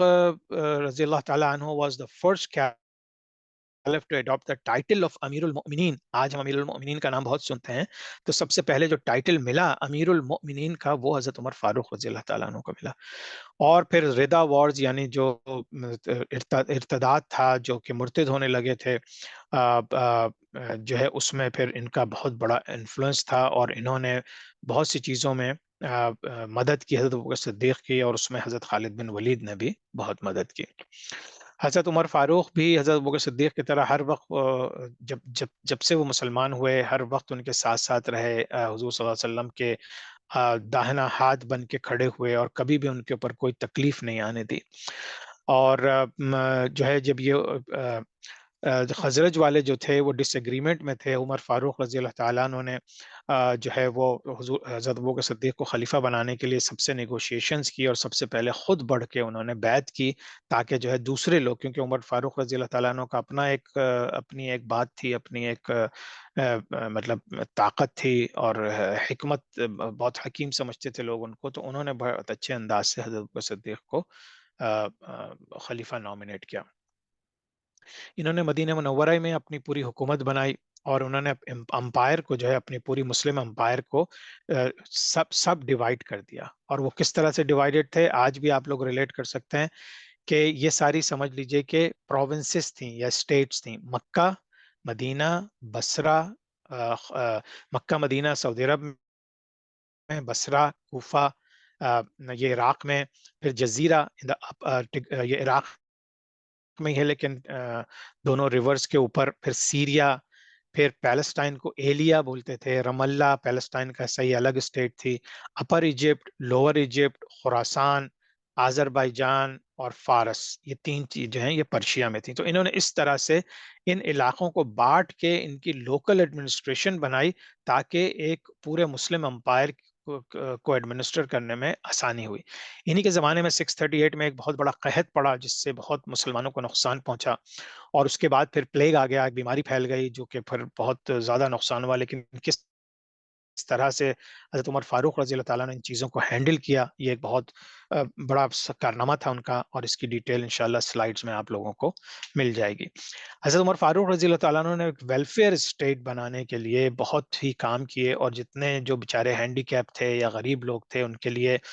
بیت المال اسٹارٹ کیا. بیت المال میں پیسہ جمع ہوتا تھا، مال غنیمت جو جنگوں کے بعد آتا تھا، اور لوگ جو فرض کریں ڈونیشن دیتے تھے وہاں جمع ہوتا تھا. پھر ان کو وہیں سے پھر یہ غربا کی، اور جو بیچارے ہینڈ ٹو ماؤتھ تھے، یا یہ کہ کوئی ہینڈی کیپ تھے، تو یہ تمام سروسز جو آج آپ امریکہ میں دیکھتے ہیں، ساری دنیا میں دیکھتے ہیں، جو لوگوں کے لیے سروس پرووائڈ ہوتی ہے، خاص طور سے یہ لوگ تو ان کی کرتے ہیں کہ جو جنگوں میں زخمی ہو گئے یا کوئی ہینڈی کیپ ہو گئے. لیکن یہ کہ یہ سلسلہ، یہ کانسیپٹ جو ہے حضرت ابوبکر صدیق رضی اللہ تعالیٰ نے شروع کیا تھا پورے ویلفیئر اسٹیٹ کا، جو آج بھی اس لیول کے اوپر پوری دنیا میں کہیں بھی اس لیول کی ویلفیئر اسٹیٹ آج تک نہیں انٹروڈیوس ہو سکی. حضرت عمر فاروق رضی اللہ تعالیٰ عنہ کی جو فتوحات تھیں، اب دیکھیے اب میں باقی چیزیں بہت بریفلی بتاؤں گا، لیکن آپ یہ تھوڑا سمجھ لیجئے کہ ان کی کانکویسٹ بہت واسٹ تھیں. اور صحابہ جو تھے وہ حضور صلی اللہ علیہ وسلم کے ٹرین کیے ہوئے تھے، پھر حضرت ابوبکر صدیق، حضرت عمر فاروق کے ہاتھوں ٹرین ہوئے تھے، تو وہ بریلینٹ تھے. ایک ایک صحابی 10 اور 20 کفار پہ بھاری ہوتے تھے، اور انہوں نے مسلم امپائر کو کہاں کہاں پھیلایا. اب اس کو تھوڑا سا تفصیل سے دیکھ لیجئے. عراق کیا ہے؟ جہاں پہ کوفہ، جہاں پہ بصرہ، جہاں پہ ہم دیکھیں گے کہ ابھی حضرت علی رضی اللہ تعالیٰ عنہ کے زمانے میں مسلمانوں کی بہت بڑی طاقت وہاں ہو جائے گی. ایران، پورا پرشیا، وہاں پہ انہوں نے پوری اس کو فتح کر لیا. آذربائیجان، آرمینیا، جورجیا، سیریا، شام، جارڈن، پیلسٹائن، لیبنان، پیلسٹائن بھی آپ کو پتہ ہے حضرت عمر فاروق رضی اللہ تعالیٰ عنہ کے زمانے میں ہی آزاد ہوا، کرسچن سے ان کو لے لیا تھا۔ لبنان، ایجپٹ، افغانستان کا پارٹ آف افغانستان، ترکمنستان اور ساؤتھ ویسٹرن پاکستان، ان تمام چیزوں پہ حضرت عمر فاروق رضی اللہ تعالیٰ عنہ نے اپنے 10 سالہ دور میں یہاں پہ اپنی فوجیں بھیجیں، اور یہاں پہ پھر انہوں نے وہ حاصل کی، فتح حاصل کی، اور اس طرح سے اسلام جو ہے وہ ان تمام جگہوں پہ پہنچ کے پنپنے لگا۔ یہ تمام وہ ہیں۔ اچھا، اب یہ جو ہے میں تھوڑا تیزی سے ان چیزوں پہ گزروں گا، کیونکہ یہ حضرت عمر فاروق رضی اللہ تعالیٰ عنہ کے زمانے میں جو جنگیں ہوئی ان کی ڈیٹیل ہے، اور یہ آپ لوگ پلیز یہ ایئر بائی ایئر اس کو پڑھ لیجئے گا تاکہ چیزیں آپ کے سمجھ میں آنے لگیں۔ یاد رکھیے کہ پہلے پرشیا کی طرف گئے، حضرت خالد بن ولید کو بھیجا گیا، پھر وہ شام کی طرف آئے، تو یہی دو چیزیں تھیں جن کو، جہاں پہ کافی طاقتیں وہاں ان کی تھیں، رومن امپائر کی بھی تھیں اور پرشین امپائر بھی۔ یہ دو طاقتیں تھیں جو حضور صلی اللہ علیہ وسلم کے زمانے میں بہت بڑی طاقتیں سمجھی جاتی تھیں، اور یہ لگتا تھا کہ قیامت تک جو ہے ان دو طاقتوں کو کوئی شکست نہیں دے سکتا، وہ بس وہ آپس میں ہی لڑتی رہتی تھیں۔ اچھا، بیٹل آف یرموک جو ہوئی وہ 636 میں ہوئی، اور یہ تقریباً 6 دن چلی۔ یہ بھی رومن امپائر کے خلاف ہوئی تھی، اور آپ نے نام سنا ہوگا ہرقل، ہیراکلیس، یہ بہت طاقتور، بہت ہی وجیح انسان تھا، اور یہ رومن امپائر تھا، رومن امپرر تھا، اور اس نے جو ہے تقریباً 1.5-2 لاکھ کی فوج جمع کی، اور مسلمانوں کی اسٹرینتھ صرف 24 سے 40 ہزار تھی۔ اس میں بہت سے صحابہ، بڑے بڑے صحابہ، حضرت اکرمہ، ابو عبیدہ، یزید بن ابو سفیان، عمرو بن العاص، شرحبیل بن حسنہ، یہ سب لوگ شریک تھے، اور ان کو مختلف اسٹرینتھ دے کے بانٹا گیا، اور آخر میں رومن کی کیجولٹیز اس میں تقریباً 1 لاکھ کے قریب ہوئے، اور مسلمانوں کے صرف 3 ہزار ہوئے۔ تو یہ تمام جنگیں جو ہیں اس وقت حضور صلی اللہ علیہ وسلم کا وصال ہو چکا ہے، صحابہ کرام جو ہیں وہ اس قدر جوش اور جذبے کے ساتھ آگے بڑھ رہے ہیں کہ سب سے پہلے تو ابو بکر صدیق کے زمانے میں یہ تمام دوسرے فتنوں کو ہٹایا گیا، اور اس کے بعد پھر یہ جو بڑی بڑی اب انہوں نے انویژن شروع کر دی، جو ہے یعنی کہ کنیکٹڈ جو دوسرے ایمپائرز تھیں۔ اچھا، اب یہ سب یرموک کی ڈیٹیلز ہیں، انشاءاللہ یہ آپ لوگ بہت پڑھ لیجئے گا۔ یہ یرموک کی ایک تصویر ملی تھی مجھے انٹرنیٹ پہ، جو کہ 1946 میں پھر اس کو ڈسٹروائے کر دیا گیا تھا۔ یہ جارڈن اور اسرائیل بارڈر کے پاس ہے۔ آپ کو پتا ہے کہ بہت سی چیزیں، چونکہ یہ زیادہ تر جنگیں فلسطین کے ارد گرد شام، عراق اور سعودی عرب اور ایجپٹ میں ہو رہی تھیں، تو اس میں پھر اسرائیل کی جب طاقت ملتی ہے تو اس نے پھر بہت سی تباہی مچائی ہے ان تمام علاقوں میں۔ اچھا، یرموک کا ہی سلسلہ آ گیا ہے، یہ بہت تفصیل ہے، اس کو پلیز ضرور پڑھیے گا، اور کوشش کیجیے گا کہ آپ اس کو پوری، یعنی کہ کس طرح سے مسلمانوں نے دمشق کو فتح کیا، اور یہ بھی ایک تاریخی چیز ہے جس کو کہ تاریخ میں، مسلمانوں کی تاریخ میں تو آپ کو چیزیں مل جاتی ہیں، لیکن جو دوسری لوگوں نے تاریخ لکھی ہے وہ انہوں نے پھر اس کو غلط طریقے سے لکھی ہے۔ تو اب یہ ایک میپ ہے Muslims invasion of central Asia, کہ کس طرح سے کہاں کہاں پہ فورسز تھیں، اور یہ لوگ کہاں سے نکل کے ایسٹرن رومن امپائر جو ہیں، یہ جو ڈارک پنک ہے، یہ جو ہے Roman claimed not in control, لیکن رومن نے کلیم کیا ہوا تھا ان چیزوں کو۔ تو آپ سمجھے کہ پورا جو میڈیٹرینین سی کے ارد گرد کا علاقہ تھا، انکلوڈنگ فلسطین، یہ سارا رومن امپائر کے انڈر تھا، اور راشدون کیلیفیٹ ابھی یہاں سے بڑھنا شروع ہو رہی ہے، اور پھر ہم دیکھیں گے کس طرح سے آگے بڑھ کے وہ باقی چیزوں کو بھی اپنے قبضے میں لے لیں گے۔ پھر قادسیہ ہوتی ہے، پرشینز نے جو قادسیہ میں ان کو 636 میں جو ہے ان کو مسلمان فتح حاصل کرتے ہیں ان پر، اور پھر جو ہے اس کی تفصیل ہے کہ Palestine was taken away from Romans in April 637 AD with months of siege، یعنی کہ کافی عرصے تک اس کا محاصرہ رہا، اور اس کے بعد بغیر کوئی لاش بغیر کوئی قتل ہوئے حضرت عمر فاروق رضی اللہ تعالیٰ عنہ نے جا کے شہر کی کنجیاں لے لی تھیں، اور اس کے بعد باقاعدہ انہوں نے، جو پریسٹ تھا، جو چرچ تھے، یہ لوگ سمجھ رہے تھے اب ان کو قتل کر دیا جائے گا، لیکن انہوں نے ان کو قتل نہیں کیا، ان کو عبادت کرنے کی اجازت رکھی، اور اس طرح سے انہوں نے یہودیوں کو بھی کہا کہ تم یروشلم میں رہ سکتے ہو اور اپنا فیتھ فریلی فیتھ پریکٹس کر سکتے ہو۔ اب آج کل کے اعتبار سے اگر آپ دیکھیں جو پوری دنیا میں اس وقت اسرائیل نے قتل و غارت اور ظلم کا بازار گرم کیا ہوا ہے. یہ جو مسلمانوں کی مثالیں ہیں یہ لوگ یاد نہیں رکھتے، تو ہم کم از کم مسلمانوں کو یاد رکھنی چاہیے کہ مسلمانوں نے کبھی بھی یہودیوں کو یا کرسچنز کا قتل عام نہیں کیا. جب بھی کچھ ہوا تو وہ یا تو یہودیوں کی طرف سے یا عیسائیوں کی طرف سے پہل ہوئی، اور مسلمانوں نے صرف ڈیفینڈ کیا. اور فلسطین کے معاملے میں تو ایک قتل بھی نہیں ہوا، اور حضرت عمر فاروق رضی اللہ تعالیٰ عنہ نے فلسطین کو فتح کر لیا تھا. اچھا جی. یہ جو ہرقل کا واقعہ ہے ہیراکلس کا، وہ بھی آپ لوگ پڑھ لیجیے گا کہ کس طرح سے وہ بالکل گھبرا گیا اور ڈر گیا. وہ سمجھا کہ مسلمانوں کی بہت ہی بڑی آرمی ہے، اور پھر وہ جنگ بھی اس نے نہیں کی اور وہاں سے چلا گیا. اچھا، اب یہ جو واقعہ ہے حضرت عمر فاروق رضی اللہ تعالیٰ عنہ کا کہ انہوں نے حضرت خالد بن ولید کو ڈسمس کر دیا تھا. تو جب مسلمانوں نے آرمینیا کو انویٹ کیا، خالد بن ولید کو حضرت عمر فاروق نے واپس بلا لیا یا ان کو ڈسمس کر دیا کہ اب تم کمانڈر نہیں رہو گے. یعنی وہ لڑ سکتے تھے جنگ میں، لیکن یہ کمانڈر نہیں رہیں گے. اب اس کے بارے میں بہت سی رپورٹس ہیں. ایک تو وہ واقعہ جو میں نے ابھی بیان کیا تھا مالک بن نویرہ کا، ایک وہ واقعہ بھی تھا. اس کے علاوہ کچھ اس طرح کے سلسلے ہو گئے تھے کہ حضرت خالد بن ولید جس جنگ میں ہاتھ ڈالتے تھے وہ جیت کر ہی آتے تھے، اور انہوں نے کبھی ان کی تلوار جھکی نہیں، ٹوٹی نہیں. تو انہوں نے کبھی تو لوگوں کو کچھ ایسا احساس ہونے لگا تھا کہ یعنی کہ حضرت خالد بن ولید کی وجہ سے ہم جنگیں جیت رہے ہیں. اور حضرت عمر فاروق رضی اللہ تعالیٰ عنہ ایک بہت پکے مسلمان تھے، اور ان کو یہ خوف پیدا ہوا کہ کہیں ایسا نہ ہو کہ مسلمانوں کا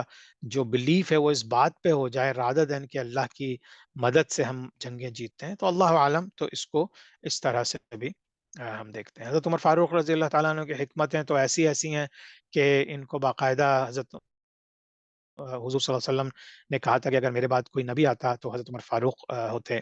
اور ان کے بہت سے ایسے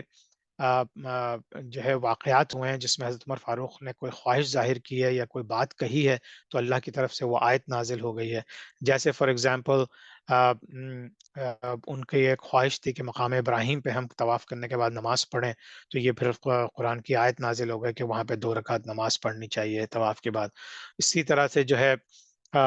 جب حجاب کا جو وقت آیا تھا، ابھی حجاب جو ہے مسلمان عورتوں کے لیے ابھی فرض نہیں ہوا تھا، تو حضرت عمر فاروق رضی اللہ تعالیٰ عنہ نے خواہش ظاہر کی تھی اور حضور صلی اللہ علیہ وسلم سے کہا تھا کہ اپنی امہات المومنین سے، اپنی وائف سے کہیے کہ وہ سر پہ یعنی کہ اوڑھنی ڈال لیا کریں یا حجاب لیا کریں، کیونکہ وہ خواتین ہیں اور مردوں کے سامنے اس طرح نہیں آئیں. تو اسی طرح سے پھر حجاب کی آیت نازل ہو گئی تھی. پھر ڈائیورس کی، اور اس طرح سے بہت سے واقعات ہیں جنگ بدر کے بعد بھی. اور پھر ایون کہ جب شراب کو حرام کیا گیا، حضرت عمر فاروق رضی اللہ تعالیٰ عنہ وہ شروع میں اسلام لانے سے پہلے وہ شراب بہت پیتے تھے، لیکن یہ کہ پھر انہوں نے چھوڑ دی تھی. اور پھر انہوں نے چونکہ یہ نوٹ کر لیا تھا کہ شراب کے نشے میں انسان کوئی بھی غلط حرکت کر سکتا ہے، تو ان کی خواہش تھی کہ شراب حرام ہو جائے. تو اسی کے کچھ دن کے بعد آیت نازل ہو گئی جس میں شراب کو حرام کر دیا گیا. اسی طرح سے بہت سی احادیث ہیں، بہت سی چیزیں ہیں جن سے آپ کو پتہ چلتا ہے کہ حضرت عمر فاروق رضی اللہ تعالیٰ عنہ کی کتنی بڑی حکمت تھی، اور ان کی جو حکومت تھی 10 سال کی وہ کتنی امپورٹنٹ تھی مسلمانوں کے لیے.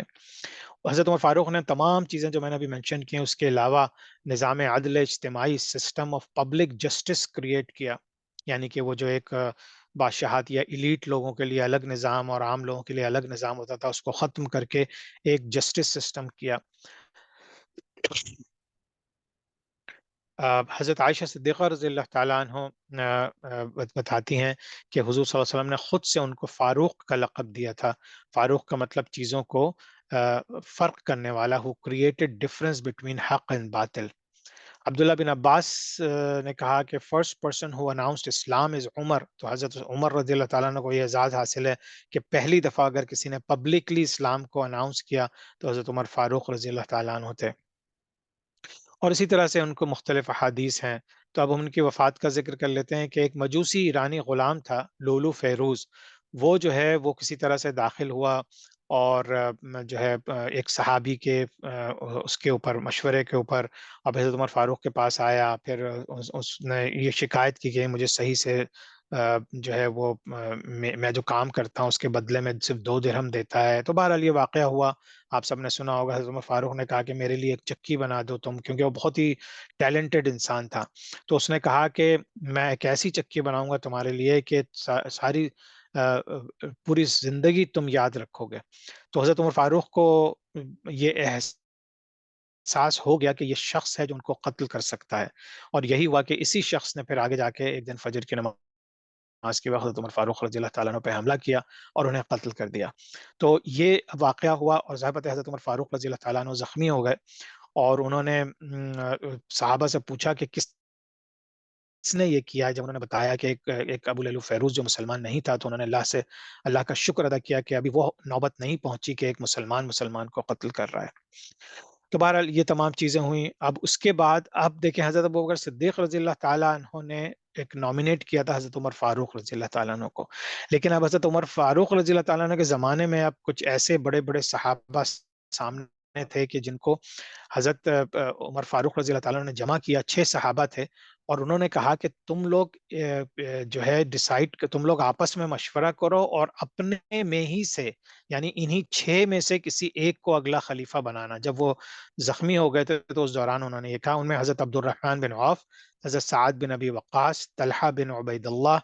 عثمان بن عفان، علی ابن ابی طالب اور زبیر ابن العوام تھے. تو بہرحال ان میں کافی ڈیٹیل ہوئی، بحث و مباحثہ ہوا اور پھر یہ ڈیسائیڈ ہوا کہ حضرت عثمان غنی رضی اللہ تعالیٰ عنہ جو ہیں وہ خلیفہ بنیں گے. ذو الحجہ کی 26 تاریخ کو ان کے اوپر اٹیک کیا گیا اور پھر جو ہے ان کا انتقال ہو گیا کچھ دنوں کے بعد. حضرت صہیب رومی نے ان کی جب نماز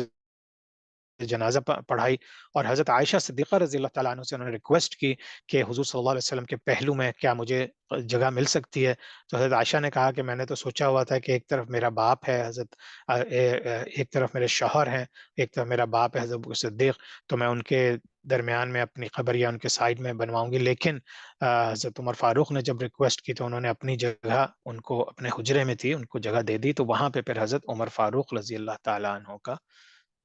کی قبر ہے. اچھا جی، اب وقت آتا ہے حضرت عثمان غنی رضی اللہ تعالیٰ عنہ کی خلافت کا. یہ وہ خلافت ہے کہ جو بہت کنٹروورشل بنی، تیسرے خلیفہ تھے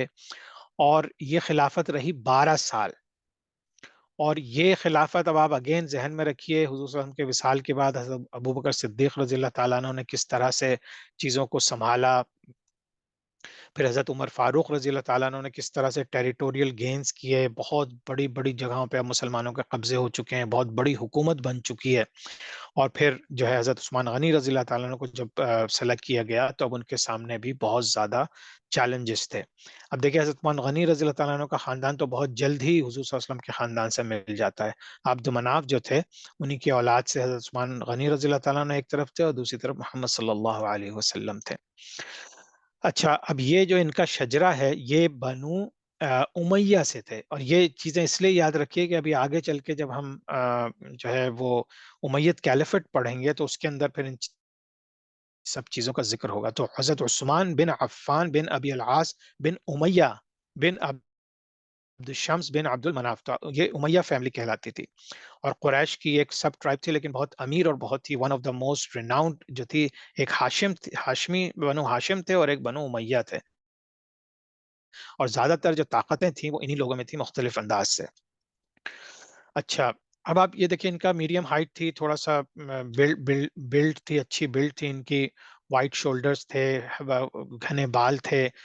اور بہت ہی ایکسٹریملی ہینڈسم تھے اور اٹریکٹیو تھے حضرت عثمان غنی رضی اللہ تعالیٰ عنہ. اور حضور صلی اللہ علیہ وسلم نے کہا تھا کہ he looks like me and I look like Ibrahim, یعنی ابراہیم علیہ السلام کی شباہت، یعنی حضور صلی اللہ علیہ وسلم کی شباہت ابراہیم علیہ السلام سے آتی تھی اور پھر حضرت حضور صلی اللہ علیہ وسلم کی شباہت حضرت عثمان غنی رضی اللہ تعالیٰ عنہ میں آتی تھی. اور یہ ایک بہت ہی زیادہ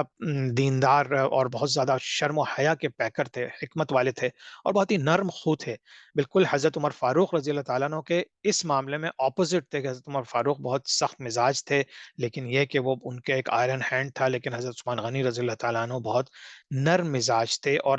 شرم و حیا اتنی زیادہ تھے کہ اس کا ذکر حضور صلی اللہ علیہ وسلم نے بھی کئی مرتبہ کیا. 5ویں آدمی تھے جنہوں نے اسلام قبول کیا۔ نارتھ افریقہ جو کانکر ہوا زیادہ تر وہ انہی کے زمانے میں ہوا، یہاں تک کہ سوڈان کی طرف، ایجپٹ میں، افریقہ میں نیچے کی طرف گئے تو سوڈان وغیرہ بھی فتح ہو گیا تھا۔ اور ان کے جو پہلے کے 6 سے 8 سال تھے وہ کافی پیسفل تھے، کیونکہ اب حالات تھوڑے سے مسلمانوں کے بہتر ہو گئے تھے، بہت سی جگہوں سے ان کو مال غنیمت اور چیزیں آتی تھیں، اور اسد عثمان غنی رضی اللہ تعالیٰ عنہ خاندانی لحاظ سے بہت امیر کبیر انسان تھے، اور ان کے زبردست دسترخوان لگتے تھے، اور بالکل تھوڑا سا ان کا جو لائف سٹائل تھا وہ ڈفرینٹ تھا۔ تو اللہ تعالیٰ نے ہمیں خلفۂ راشدین کی صورت میں مختلف لوگ دیے، لیکن وہ جو اللہ سے اور رسول سے صلی اللہ علیہ وسلم سے ان لوگوں کی محبت تھی وہ ایک سے بڑھ کر ایک تھی۔ لیکن آخری کے جو کچھ سال تھے وہ بہت ہی، 4 سال 5 سال وہ بہت ہی فتنے والے تھے اور سینسیٹیو تھے اور کیوٹک تھے، اور اس چیز کے اوپر جس طرح سے حضور صلی اللہ علیہ وسلم کے وصال کے وقت ایک ایشو ہوا تھا، اس طرح سے اب جو حضرت عثمان غنی رضی اللہ تعالیٰ عنہ کی شہادت سے پہلے جو واقعات ہوں گے، انہی واقعات کی بیسس کے اوپر پھر آپ کو نظر آئے گا کہ شیعوں اور سنیوں میں جو تھوڑا سا ڈفرنس آ جاتا ہے، یا پھر ایک بہت ہی کنٹروورشل ایرا شروع ہوتا ہے حضرت علی رضی اللہ تعالیٰ عنہ کے زمانے میں، اس کو بھی ہم ڈیٹیل میں انشاءاللہ ڈسکس کریں گے آج ہی۔ تو اس طرح سے ان کے جو یعنی ان کی جو ٹریٹس تھیں، آپ سمجھیے کہ شرم و حیا کے پیکر تھے، جاہ و حشمت کے مالک، شیریں کلام اور بے حد مالدار تھے، اور اس سے بھی زیادہ سخی تھے۔ اسی لیے حضرت عثمان غنی رضی اللہ تعالیٰ عنہ نے کہا جاتا ہے، غنی ان کا ٹائٹل تھا کہ وہ بہت زیادہ سخی تھے۔ اسلام سے پہلے بھی وہ بہت اسی طرح کی ان کی طبیعت تھی، اسی طرح سے سخی تھے، وہ لوگوں کی ہیلپ کرتے تھے، بتوں کے سامنے کبھی سجدہ نہیں کرتے تھے۔ تو یہ تمام چیزیں ان کے اندر اسی طرح کی تھیں جس طرح دوسرے صحابہ کرام میں تھیں۔ اچھا، انہوں نے کیا کیا پہلی پہلی چیزیں کی؟ اچھا، ان کی ایک بات تو یاد رکھیں کہ انہوں نے ہر سال حج کیا، جب جب سے حج فرض ہوا تھا ہر سال حج کیا، اور کبھی بھی مس نہیں کیا، صرف لاسٹ حج جب ان کا جس میں شہادت ہوئی جس سال، اس سال انہوں نے حج نہیں کیا تھا۔ اچھا، یہ he was the first one in assigning salaries for muezzins, muezzins کی کوئی سیلری نہیں ہوتی تھی، لیکن ان کا بھی ایک 5 وقت اذان دینا، تو ان کو بھی دوسرے کاموں کا موقع نہیں ملتا تھا، تو انہوں نے مؤذن کی سیلری مقرر کی۔ He was the first one to migrate to حبشہ ود ہز فیملی، جب حبشہ کی طرف حضور صلی اللہ علیہ وسلم نے ہجرت کے لیے کہا تو یہ اور یہ اپنی فیملی کے ساتھ انہوں نے ہجرت کی تھی۔ انہوں نے پولیس کا ڈپارٹمنٹ مزید آرگنائز کیا، شروع تو حضرت عمر فاروق کے زمانے میں ہوا، لیکن انہوں نے بہت آرگنائز کر کے بہت بڑے لیول پہ لے آئے۔ انہوں نے مختلف ڈائلیکٹس آف قرآن کو ایک ڈائلیکٹ بنایا، اور پھر ساری چیزوں کو انہوں نے ختم کر دیا تاکہ قرآن میں کبھی آئندہ آگے چل کے کوئی اختلافات نہ ہوں۔ اور پھر جمعہ کی جو دوسری اذان ہوتی ہے، خطبے کی اذان جو ہوتی ہے، وہ انہی کے زمانے میں شروع ہوئی۔ حضور صلی اللہ علیہ وسلم کے بہت قریب تھے، حضور صلی اللہ علیہ وسلم نے اپنی 2 بیٹیاں ان سے بھی ہائیں، اسی وجہ سے ان کو ذی النورین کہتے ہیں کہ یہ پوزیسرز آف 2 لائٹ۔ تو حضرت عثمان غنی کو یہ اعزاز حاصل ہے کہ حضور صلی اللہ علیہ وسلم کی اس میں تھیں 2 بیٹیاں جو تھیں، وہ ان کے ساتھ شادی ہوئی تھی۔ اچھا، ایک واقعہ غزوہ تبوک میں اگر آپ لوگوں کو یاد ہو کہ بہت مشکلات تھیں، گرمیاں تھیں، اور جو ہے بہت بڑی فوج سے لڑنے کے لیے حضور صلی اللہ علیہ وسلم نے اعلان کیا تھا ان سے، رومن امپائر سے۔ تو جب انہوں نے لوگوں سے بیٹھ کے چیزیں جمع کرنی شروع کی، تلواریں، گھوڑے، اونٹ، اور پھر ضابطہ دینار بھی چاہیے تھے، کرنسی بھی چاہیے تھی، تو حضرت عثمان غنی رضی اللہ تعالیٰ عنہ نے جب حضرت صلی اللہ علیہ وسلم نے ایک دفعہ کہا تو انہوں نے 100 لال اونٹ دیے، جو کہ اس کی بہت بڑی، آج کے مقابلے میں hundreds and thousands of dollars کا ایک اونٹ ہوتا تھا، سمجھیے، انہوں نے وہ دیا، اور وہ بھی تمام چیزوں سے لدا ہوا، اکوپ تھا، کہ اس کے اوپر ساری چیزیں تھیں۔ اسی طرح سے کرتے کرتے وہ تقریباً انہوں نے جو ہے 900 اونٹ ڈونیٹ کیے، پھر جو ہے 100 درہم گھر گئے اور کیش لے کر آئے۔ تو یہ حضور صلی اللہ علیہ وسلم نے کا چہرہ دمکنے لگا تھا جب انہوں نے حضرت عثمان غنی رضی اللہ تعالیٰ عنہ کی جو ہے یہ سخاوت دیکھی۔ پھر حضور صلی اللہ علیہ وسلم نے اسی موقع پہ یہ کہا کہ nothing will harm عثمان رضی اللہ تعالیٰ عنہ after this day، یعنی ان کو اب کوئی چیز نقصان نہیں پہنچا سکتی۔ ظاہر سی بات ہے اس نقصان سے مراد یہ تھا کہ ان کو اللہ سے دور کوئی چیز نہیں رکھ سکتی تھی۔ اسی طرح سے ایک جب مائگریشن ہوئی، جب ہجرت مدینہ ہوئی، تو وہاں پہ ایک کنواں تھا جو ایک روما کے نام سے مشہور تھا، انہوں نے وہ کنواں خریدا، اس کی بھی ایک بڑی دلچسپ کہانی ہے، انشاءاللہ آپ لوگوں کو پتا ہوگی، یا ہم لوگ ڈسکشن سیشن میں اس کو ڈسکس کر لیں گے۔ اچھا، ان کی شرم و حیا بہت مشہور تھی، بہت زیادہ، یعنی وہ اتنی شرم و حیا کرتے تھے کہ ایک دفعہ یعنی کہ ساری زندگی انہوں نے کبھی اڈلٹری نہیں کی ایون کہ اسلام سے پہلے، اور ان کی فطرت جو تھی وہ فطرت سلیمہ تھی، یعنی کہ وہ بالکل پیور انسان تھے، ذہنی طور پہ، زبان سے، دل سے۔ اور ان کی جو حضور صلی اللہ علیہ وسلم نے کہا کہ حضرت عثمان غنی رضی اللہ تعالیٰ عنہ وہ ہیں کہ ان کی حیا کمپلیٹ ہے، اور ان کی جو اور کمپلیٹ کامل ایمان ہے ان کے پاس۔ اور پھر ایک واقعہ ہوتا ہے کہ حضرت بکر صدیق بیٹھے ہوئے تھے حضور صلی اللہ علیہ وسلم کے پاس، اور حضور صلی اللہ علیہ وسلم کی پنڈلی سے تھوڑی سی ان کی چادر ہٹ گئی تھی، تو حضرت بکر صدیق رضی اللہ تعالیٰ عنہ، حضرت عمر فاروق آئے، حضور صلی اللہ علیہ وسلم ویسے ہی بیٹھے رہے۔ جب حضرت عثمان غنی رضی اللہ تعالیٰ عنہ آنے لگے تو انہوں نے ایک دم سے اٹھ کے بیٹھ گئے اور اپنی پنڈلی کور کر لی۔ تو لوگوں نے جب دریافت کیا تو حضور صلی اللہ علیہ وسلم نے کہا کہ یہ میں نے اس لیے کیا because he is extremely modest, حیادار ہے، اور اگر میں اسی پوزیشن میں بیٹھا رہتا تو وہ جو کام یہ کہنے آئے تھے، جو بات کرنے آئے تھے، وہ نہیں کہہ سکتے تھے۔ اور پھر ایک اور رپورٹ کہتی ہے کہ حضور صلی اللہ علیہ وسلم نے کہا کہ ایون فرشتے جو ہیں حضرت عثمان غنی رضی اللہ تعالیٰ عنہ سے حیا کرتے ہیں، کیونکہ حضرت عثمان غنی رضی اللہ تعالیٰ عنہ کی شرم و حیا اتنی زیادہ تھی۔ اچھا، اب یہ ساری چیزیں جو ہیں وہ قرآن کی جو کمپائلیشن ہے وہ بھی ایک مشہور وہ ہے، تو انشاءاللہ آپ لوگوں کو سب کو پتا ہوگیا، آپ لوگ میری یہ سلائیڈز پڑھ لیجئے گا۔ اسی طرح سے جو ہے حضرت جب ان کی پہلی بیٹی سے شادی ہوئی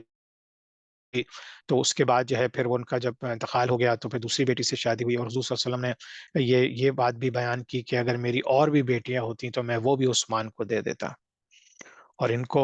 چونکہ ذی النورین جو کہتے تھے، ایک تو یہ کہ دو بیٹیاں تھیں، پلس بعض لوگوں کا، علماء کرام کا خیال ہے کہ وہ صدیق بھی تھے اور شہید بھی تھے، یعنی کہ ہر لحاظ سے ان کے پاس وہ دو نور تھے، شہید ہونے کا ایک اپنا نور ہے اور سچے ہونے کا ایک اپنا نور ہے۔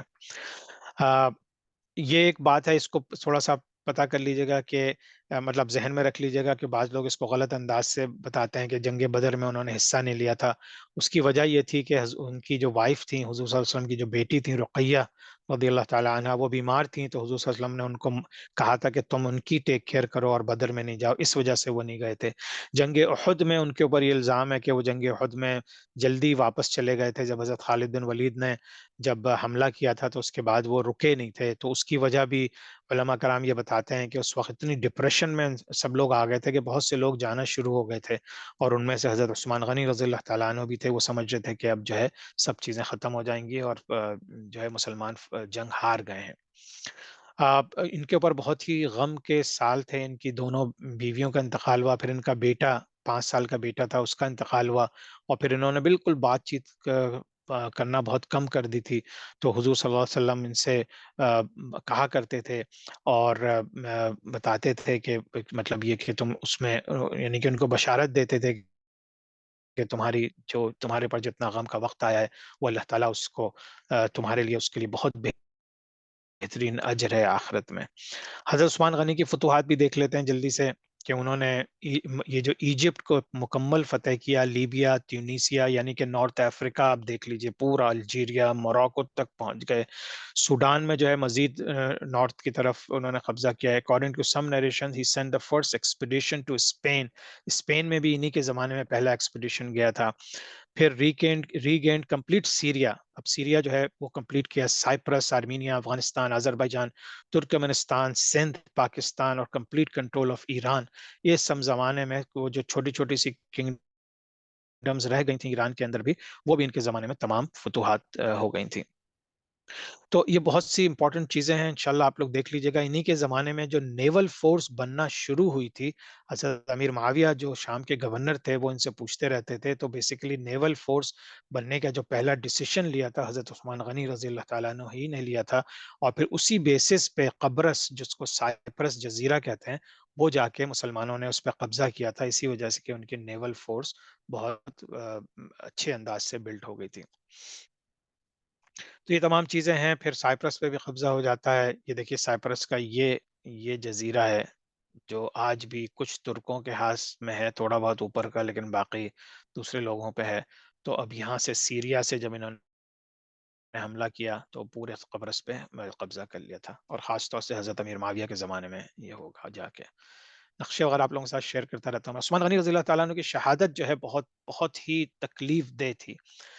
ان کی شہادت کے بارے میں کہا جاتا ہے کہ جس طرح سے کربلا میں حضرت امام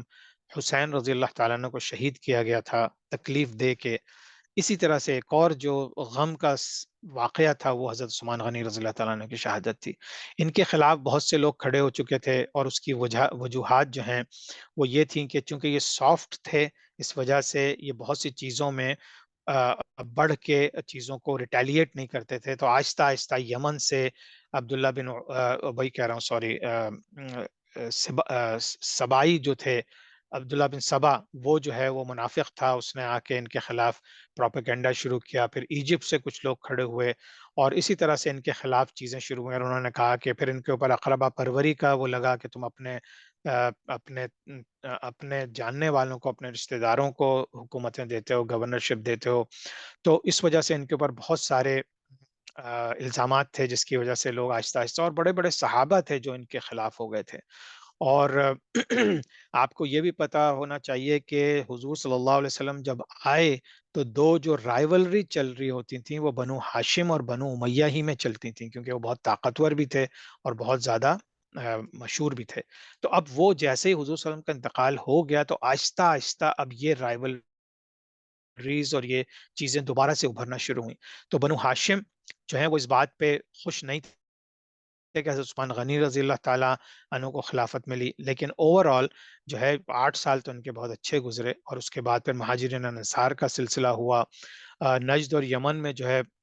بہت سے لوگ وہاں سے جا کے عراق میں سیٹل ہو گئے تھے، اور عراق میں جو لوگ سیٹل ہو رہے تھے آہستہ آہستہ وہ حضرت عثمان غنی رضی اللہ تعالیٰ عنہ کے خلاف تھے۔ تو ان کی شہادت کا ایک بہت تکلیف دہ واقعہ ہوا، اور آپ سمجھیے کہ پھر رومنز بھی ان کے خلاف تھے، پرشینز بھی خلاف تھے، کیونکہ جن جن لوگوں کے خلاف مسلمانوں نے ایگریشن کی تھی ان سب نے اب یہ دیکھا کہ حضرت عثمان غنی رضی اللہ تعالیٰ عنہ تھوڑا ویک ہونا شروع ہوئے ہیں، کیونکہ چاروں طرف سے بغاوتیں ہیں، تو ان لوگوں نے بھی اپنی اپنی بغاوتیں اپنے اپنے انداز سے جاری رکھی، اور حضرت عثمان غنی رضی اللہ تعالیٰ عنہ کے گرد گھیرا تنگ کر دیا گیا۔ پھر اسی طرح سے حضرت ابوبکر صدیق رضی اللہ تعالیٰ عنہ نے جب مرتدین کے خلاف، فالس پروفٹ کے خلاف کیا تھا، تو اس میں بھی عثمان رضی اللہ تعالیٰ عنہ ساتھ ساتھ تھے، تو یہ ساری دشمنیاں ان کے خلاف جمع ہو گئی تھیں۔ اسی طرح سے مسجد نبوی کی جب ایکسپینشن کے لیے انہوں نے کچھ حضور صلی اللہ علیہ وسلم کے حجرہ تھا جس کو انہوں نے کنسٹرکشن کے لیے اس کو نئے طور سے بنانے کے لیے جب کیا تھا، تو جو ہے اس پہ لوگ بہت صحابہ خلاف ہو گئے تھے، تو ریزنز بہت سارے تھے۔ آ، اور جو ہے اس کے علاوہ کمپائلیشن آف قرآن کے وقت جب انہوں نے تمام قرآن کی جو بھی لکھی ہوئی کتابیں تھیں ان سب کو جمع کیا، پھر بہت ہی ریسرچ کے بعد صرف ایک چیز پہ جب سارے صحابہ نے سب نے اتفاق کیا تو انہوں نے باقی اس کی جتنی کاپیز تھیں وہ جلوا دی تھیں۔ تو اس چیز پر بھی بہت سے مسلمان ان کے خلاف ہو گئے تھے، تو ان کے خلاف ہونے کے جو اسباب تھے، جو ریزنز تھے، وہ بہت زیادہ تھے۔ پھر حضرت ابو ذر غفاری ایک صحابی تھے جن کو حضرت عثمان غنی رضی اللہ تعالیٰ عنہ نے نکال دیا تھا مدینہ منورہ سے، پھر وہ مدینہ آ گئے تھے بعد میں، پھر ان کو نکال دیا تھا، تو اس وجہ سے جو اور حضرت ابو ذر غفاری بہت ہی غریب تھے لیکن بہت ہی محبت کرنے والے صحابی تھے، تو اس کے اوپر بھی بہت سے صحابی ناراض ہو گئے اس بات میں۔ تو اس طرح سے آپ لوگ اگر میری سلائڈز کو ڈیٹیل میں پڑھیں گے تو آپ کو سارے پوائنٹس مل جائیں گے، صرف یہ ایک وجہ نہیں تھی بلکہ بہت ساری وجوہات تھیں، لیکن حضرت عثمان غنی رضی اللہ تعالیٰ عنہ کی جنہوں نے ہسٹری پڑھی ہے ان سب کو اندازہ ہو جائے گا کہ حضرت عثمان غنی رضی اللہ تعالیٰ عنہ کی حکمتیں اور ان کی جو طبیعت تھی اس کی وجہ سے انہوں نے کبھی مسلمانوں کے اوپر ہاتھ نہیں اٹھایا، ان کے ساتھ جنگ نہیں کی، کیونکہ انہیں یہ سب چیزیں لگتا تھا کہ حضور صلی اللہ علیہ وسلم نے کبھی ایسی بات نہیں کی۔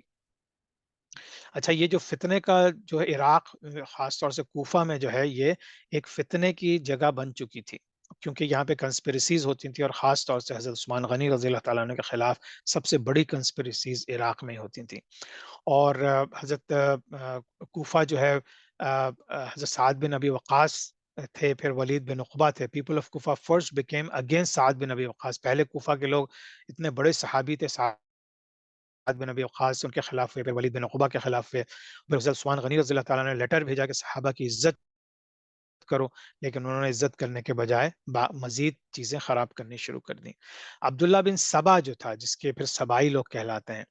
ایک اور فتنہ اٹھا یمن سے۔ اور اس نے جو ہے پھر حضرت عثمان غنی رضی اللہ تعالیٰ عنہ کے خلاف بات کرنی شروع کی، اور یہ اس نے بات شروع کی کہ حضرت علی رضی اللہ تعالیٰ عنہ کو خلافت ملنی چاہیے تھی، اور حضرت علی کو پھر اس نے اس درجے تک پہنچا دیا کہ وہ خدا ہیں، اور پھر جو ہے ہم نے دیکھا کہ اس کو بعد میں حضرت علی رضی اللہ تعالیٰ عنہ کے دور میں خود انہوں نے اس کو آگ میں جلوا دیا تھا۔ اور پھر یہودی جو صنعا اور یمن وغیرہ میں رہتے تھے، اور انہوں نے جو ہے یہ یہ جو یہودی تھے جنہوں نے اسلام قبول کیا تھا، اس میں عبداللہ بن سبا بھی تھا لیکن منافق تھا، تو اس نے اسلام لوگوں کو دکھانے کو تو قبول کر لیا تھا لیکن ایکچوئل حقیقت میں نہیں تھا۔ تو بہرحال یہ تمام چیزوں کو ذہن میں رکھتے ہوئے اب دیکھیے کیا ہو رہا ہے کہ ان لوگوں سے اب ڈیل کیسے کریں۔ حضرت عثمان غنی کو بہت سے انہوں نے مشورہ کیا، ایک دفعہ نہیں بہت دفعہ، لیکن سب نے یہ کہا کہ اب ان لوگوں کے خلاف ایگریشن کریں۔ جو ایجپٹ سے پھر بہت سے صحابہ آ گئے تھے، انہوں نے فوج بنانی مطلب طاقت بنانی شروع کر دی تھی، اور لیکن حضرت عثمان غنی نے کبھی بھی ان لوگوں سے جنگ کرنے کی نہیں سوچی، اور ہمیشہ اب جو ہے وہ رکے رہے۔ حضرت عثمان غنی کو پھر آہستہ آہستہ انہوں نے اس طرح گھیرا کہ مسجد نبوی میں گھیرا کیا، پھر ان کو مسجد نبوی میں آنا منع کر دیا۔ اب عثمان غنی رضی اللہ تعالیٰ عنہ جو ہے اپنے گھر میں قید ہو گئے، اور ان کے گھر میں جب قید ہوئے، حضرت علی رضی اللہ تعالیٰ عنہ بہت ان تمام لوگوں کو منع کرتے تھے کہ حضرت عثمان غنی رضی اللہ تعالیٰ عنہ کی خلافت ہے، صحیح خلافت ہے، اور ہم ان کو سپورٹ کرتے ہیں لوگوں، لیکن لوگ نہیں مان رہے تھے، اور حضرت علی رضی اللہ تعالیٰ عنہ کا نام لے کے حضرت عبداللہ بن سبا جیسے لوگ کہ ان کو خلافت ملنا چاہیے تھی، جبکہ وہ خود کہہ رہے ہیں کہ نہیں، حضرت عثمان غنی رضی اللہ تعالیٰ عنہ جو خلافت کے اہل تھے اور وہ خلیفہ بنے۔ حضرت علی رضی اللہ تعالیٰ عنہ نے پھر اپنے دونوں بیٹوں حضرت حسن اور حضرت حسین رضی اللہ تعالیٰ عنہ اجمعین سے کہا کہ وہ حضرت عثمان غنی رضی اللہ تعالیٰ عنہ کی کے گھر کی حفاظت کریں، تو وہ فرنٹ ڈور پہ دونوں کھڑے ہو گئے تھے۔ اور لیکن یہ کہ یہ جو یہ جس نے جا کے قتل کیا حضرت عثمان غنی رضی اللہ تعالیٰ عنہ کو، وہ پھر پیچھے سے چھت پھلانگ کے دیوار پھلانگ کے جو ہے انہوں نے ان کو قتل کیا۔ they burned his house and کنانا bin Bashir hit عثمان رضی اللہ، انہوں نے ان کو گھر کو آگ لگا دی، اور جس شخص نے قتل کیا وہ تھا کنانا بن بشیر، اس نے جو عثمان رضی اللہ تعالیٰ عنہ کو ہٹ کیا پہلے ایرو سے، اور پھر یہ ان کی وائف جو تھی وہ انہوں نے ان کو بچانے کی کوشش کی تو ان کی بھی انگلیاں کٹ گئیں، اور یہ تمام واقعات آپ لوگوں نے یقیناً سنے ہوں گے۔ اور اس وقت حضرت عثمان غنی رضی اللہ تعالیٰ عنہ جو قرآن شریف پڑھ رہے تھے،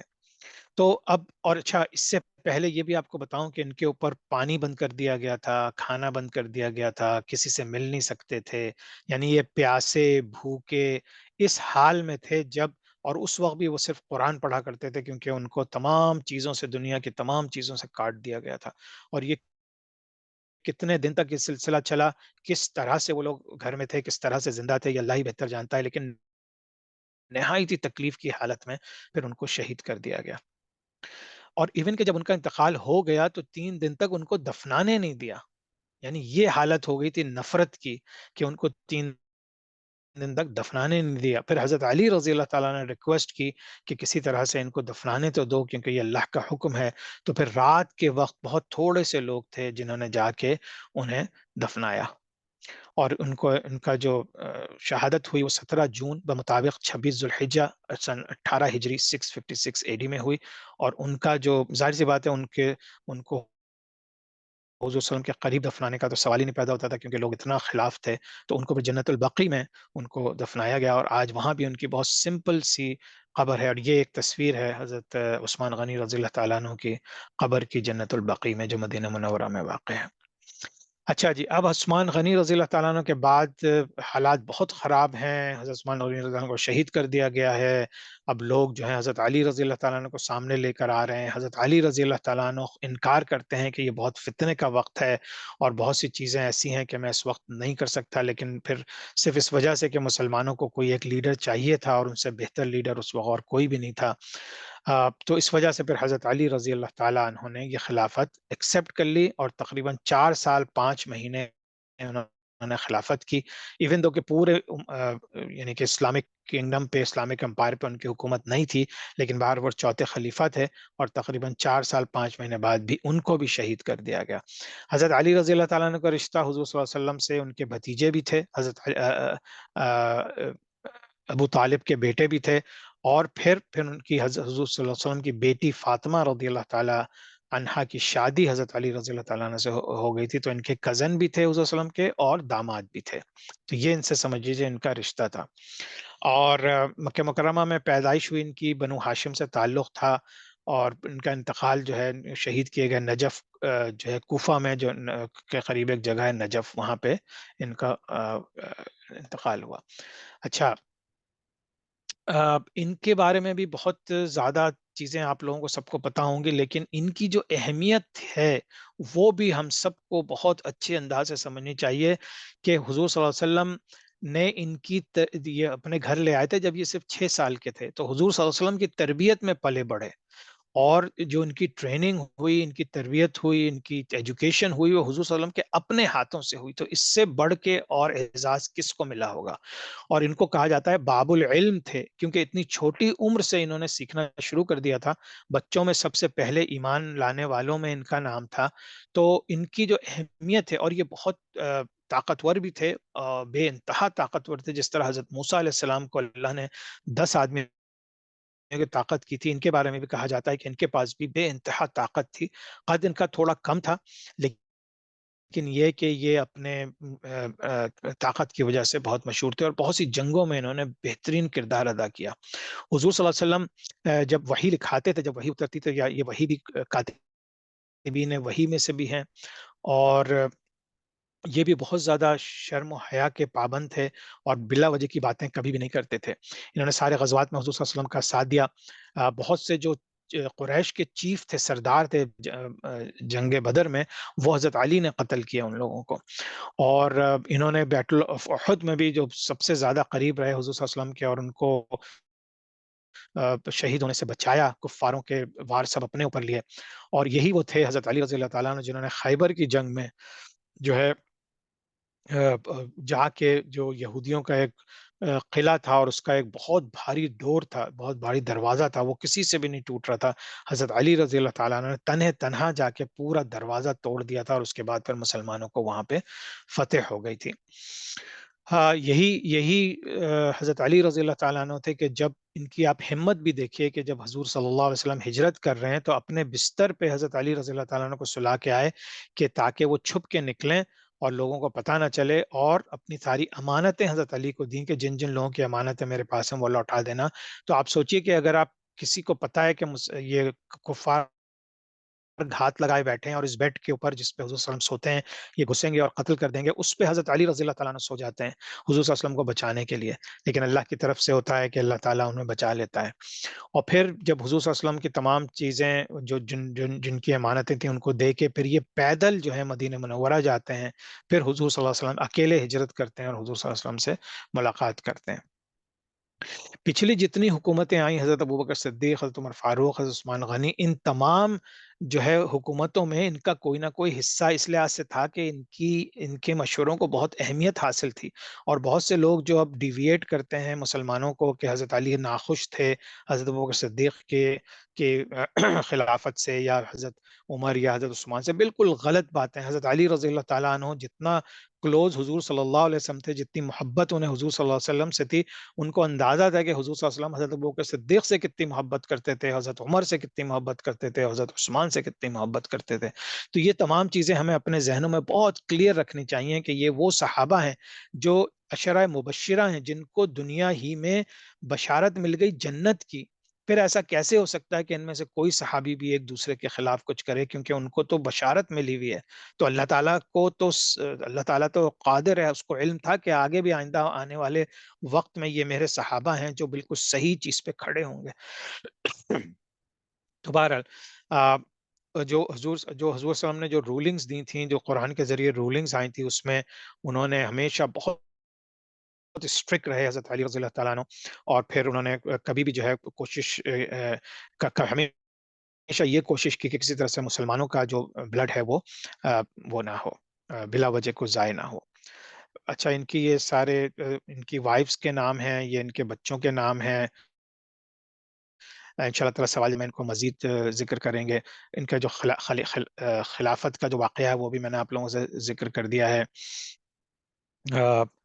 تو اپنے حضرت علی نے اپنے ہی زمانے میں پھر مدینہ منورہ سے موو کر دیا تھا، جو کیا کہتے ہیں، دارالحکومت انہوں نے موو کر دیا تھا عراق میں۔ تو یہ سارے واقعات بھی ہوئے، اور اس کی بھی وجہ بعض لوگ اس کے اوپر ان کو الزام لگاتے ہیں، لیکن اس کی وجہ بھی یہ تھی کہ جو ہے وہ نہیں چاہتے تھے کہ مدینہ منورہ میں اس قسم کے فتنے ہوں اور صحابہ اور تکلیف میں ہوں، تو جو بھی کارروائیاں ہوں وہ جہاد کی، اور اس کی وہ سینٹرل کمانڈ جو ہے وہ عراق میں ہو جائے۔ اچھا، اب جنگ جمل آپ سب نے سنی ہوگی، بہت ڈیٹیل میں جانے کی ضرورت نہیں ہے۔ ہوا یہ کہ جب حضرت ابو بکر صدیق حضرت عثمان غنی رضی اللہ تعالیٰ عنہ کی شہادت ہوئی،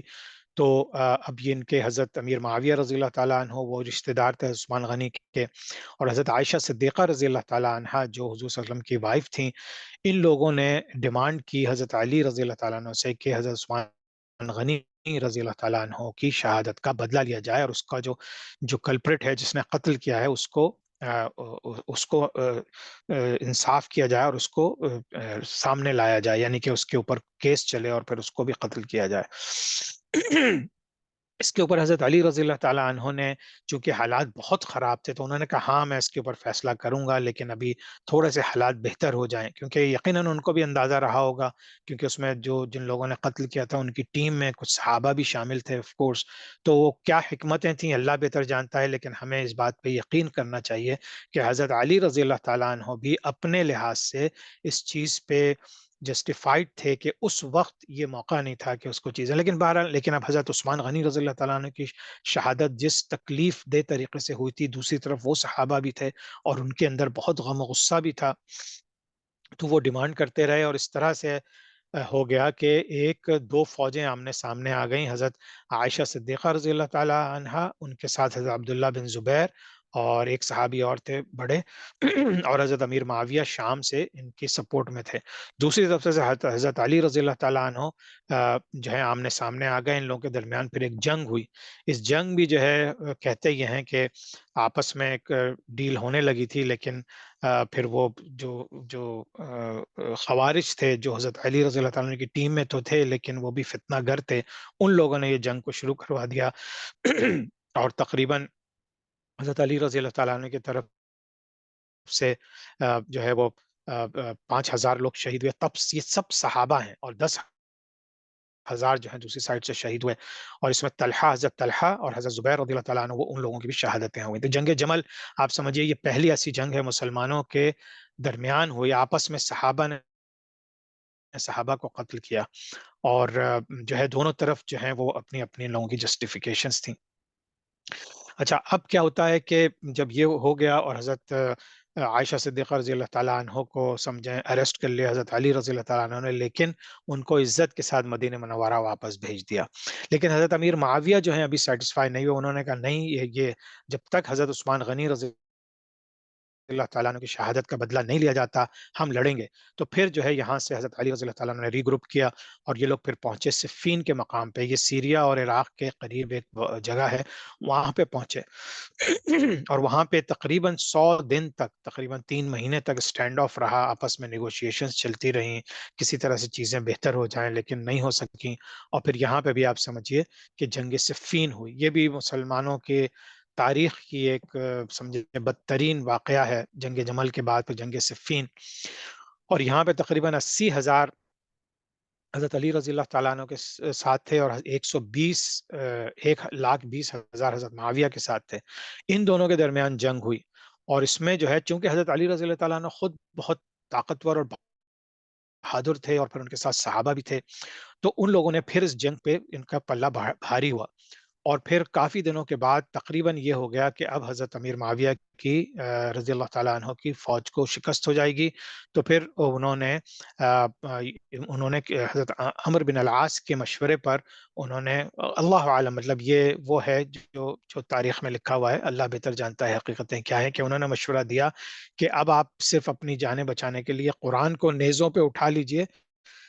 تو پھر حضرت علی رضی اللہ تعالیٰ عنہ حملہ نہیں کریں گے۔ یہی ہوا، اور لوگوں نے مشورہ حالانکہ دیا کہ یہ لوگ فیک کر رہے ہیں، یہ لوگ جو ہیں پیس نہیں کرنا چاہ رہے،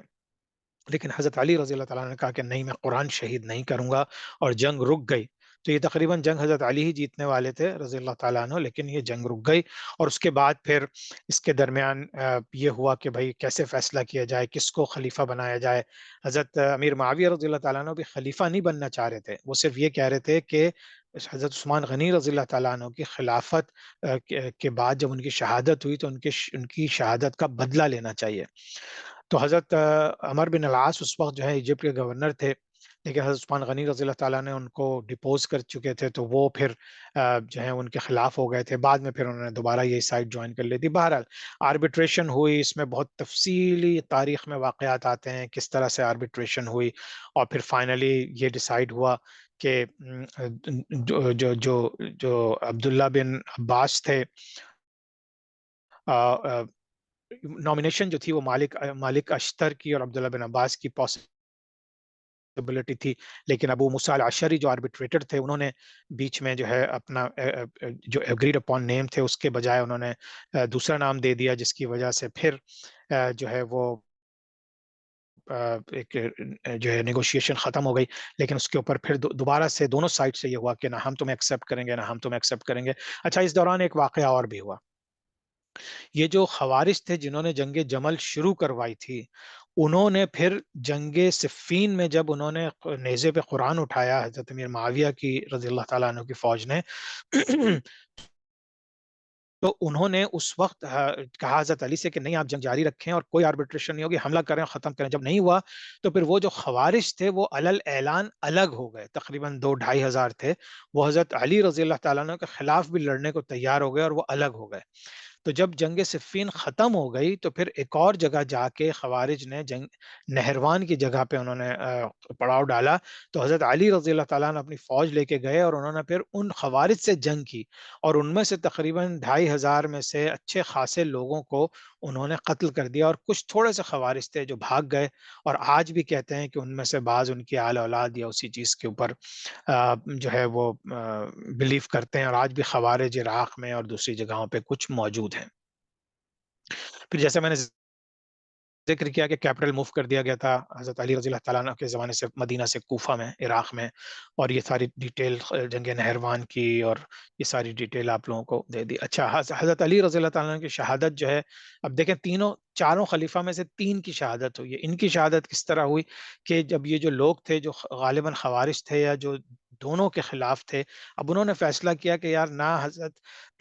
علی رضی اللہ تعالیٰ عنہ کی خلافت رہے، نہ حضرت امیر معاویہ رضی اللہ تعالیٰ عنہ کی خلافت رہے، اور نہ کسی اور دوسرے کی پاور رہے۔ تو انہوں نے پلان بنایا کہ جو ہے حضرت علی، حضرت معاویہ اور حضرت عمر بن العاص جو ایجپٹ کے گورنر تھے، کہ ان تینوں کو فجر کے بعد، ایک ہی دن فجر کے بعد جا کے مختلف لوگ قتل کر دیں گے۔ تو جب حضرت علی رضی اللہ تعالیٰ عنہ کوفہ کی مسجد میں نماز پڑھ رہے تھے تو ابن ملجم ایک شخص تھا جس نے ایک پوائزن کوٹڈ سوارڈ سے ان کے اوپر حملہ کیا، اور پھر حضرت علی رضی اللہ تعالیٰ عنہ کی کچھ دنوں کے بعد شہادت ہو گئی۔ اسی طرح سے جو ہے حضرت علی رضی اللہ تعالیٰ عنہ کی شہادت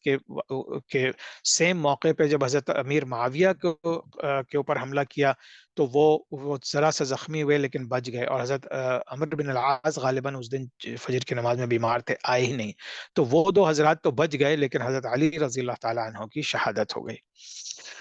اب حضرت علی رضی اللہ تعالیٰ عنہ کے بعد کوئی ایسا طاقتور انسان موجود نہیں تھا اس وقت، مسلمان ایسا نہیں تھا کہ جو حکومت کر سکا تھا۔ حضرت امیر معاویہ جو ہیں انہوں نے اپنی خلافت ڈکلیئر کی مسلمانوں کو متحد کرنے کے لیے، اور پھر ہم دیکھتے ہیں کہ وہ پھر ابھی تک جو کیوس کا سلسلہ حضرت عثمان غنی رضی اللہ تعالیٰ عنہ کے زمانے سے شروع ہوا تھا، وہ اب آہستہ آہستہ کم ہو کے، اور حضرت امیر معاویہ کی جو تقریباً 19 سال کی خلافت ہے اس میں مسلمانوں کا one of the most peaceful time گزرا۔ کنٹروورشل بھی تھا کیونکہ بہت سے لوگ حضرت امیر معاویہ کو بہت برے الفاظ سے یاد کرتے ہیں، اور خاص طور سے جو اب واقعات حضرت امیر معاویہ کے دور کے بعد ہوں گے، جو یزید نے پھر کربلا کا واقعہ ہوا تھا، وہ بھی ہم ذکر کریں گے تفصیل سے انشاءاللہ۔ تو اس وجہ سے حضرت علی رضی اللہ تعالیٰ عنہ کے بعد امیر معاویہ آئے، اور پھر انہوں نے ہسٹورینز جو ہیں وہ اس چیز کو مختلف انداز سے لکھتے ہیں، شیعہ، اہل تشیع، اہل سنت والجماعت، اور مختلف لوگ مختلف انداز سے اب انہی واقعات کو یوز کر کے اپنے اپنے موقف کو صحیح ثابت کرتے ہیں۔ تو ہمیں بیسیکلی ایک طرف حضرت علی تھے رضی اللہ تعالیٰ عنہ، تو ان کا جو مقام ہے وہ وہ ہم سب کو پتہ ہے، ایک طرف حضرت عائشہ صدیقہ رضی اللہ تعالیٰ عنہا تھیں۔ تو اس وجہ سے ہم اپنے ذہنوں میں ہمیں اس چیز میں سائڈ لینے کے بجائے، یہ میرا اپنا بھی ماننا ہے اور انشاءاللہ میرے خیال میں نے علماء کرام سے بھی سنا ہے کہ ہم اپنی زبان یا اپنا ذہن خراب نہیں کریں، کیونکہ دونوں اپنی اپنی جگہ پہ تھے، اس میں کیا حکمتیں تھیں، کون صحیح تھا کون غلط تھا، یہ صرف اللہ کو پتہ ہے۔ تو ہم مسلمانوں کے لیے دعا کرنا چاہیے ہمیں، اور مسلمان فتنے سے دور رہیں اس کی دعا کرنا چاہیے، اور یہ جو تاریخی معاملات ہیں یا جو اس قسم کے واقعات ہوئے ہیں، ان سے ہمیں اپنے آپ کو اپنی زبان کو خراب نہیں کرنا چاہیے، اور اسی وجہ سے پھر نفرتیں بڑھتی ہیں، اور پھر نفرتوں سے پھر قتل و غارت ہوتے ہیں، اور پھر ہم دین کے عین اگینسٹ چلے جاتے ہیں۔ اللہ تعالیٰ مسلمانوں کو یونائٹ کرے اور ہم سب کو توفیق دے کہ ہم سب ایک متحد امت مسلمہ بن کے اس دنیا میں رہیں اور اپنی اپنی آخرت کو کامیاب کریں انشاءاللہ۔ جزاک اللہ خیر۔ آج بھی یقین کریں اتنا آسان نہیں تھا، چاروں خلفاء کی باتیں صرف ایک سیشن میں کرنا بہت مشکل تھا، لیکن انشاءاللہ آئی ہوپ کہ آپ لوگوں کو کافی چیزیں پتہ چلی ہوں گی، جو چیزیں پتہ تھیں ان پہ ریفریش ہوئی ہوں گی چیزیں، اور انشاءاللہ تعالیٰ ان چیزوں کو ہم ابھی سوال جواب میں اور ڈسکشن میں اس کو آگے لے کے چلیں گے۔ اگلا ٹاپک امیہ ڈائنسٹی ہے، again very very important era of Muslim empire, Muslim history. تو آپ لوگ پلیز اگلے اس میں بھی ضرور آئیے گا۔ ابھی ہم اس کو ختم کر کے سوال جواب لے لیتے ہیں، اور اس کے بعد پھر اوپن ڈسکشن کریں گے۔ تو تب تک کے لیے اجازت۔ سبحانک اللہم و بحمدک، نشہد ان لا الہ الا انت، نستغفرک و نتوب الیک۔ السلام علیکم ورحمۃ اللہ وبرکاتہ۔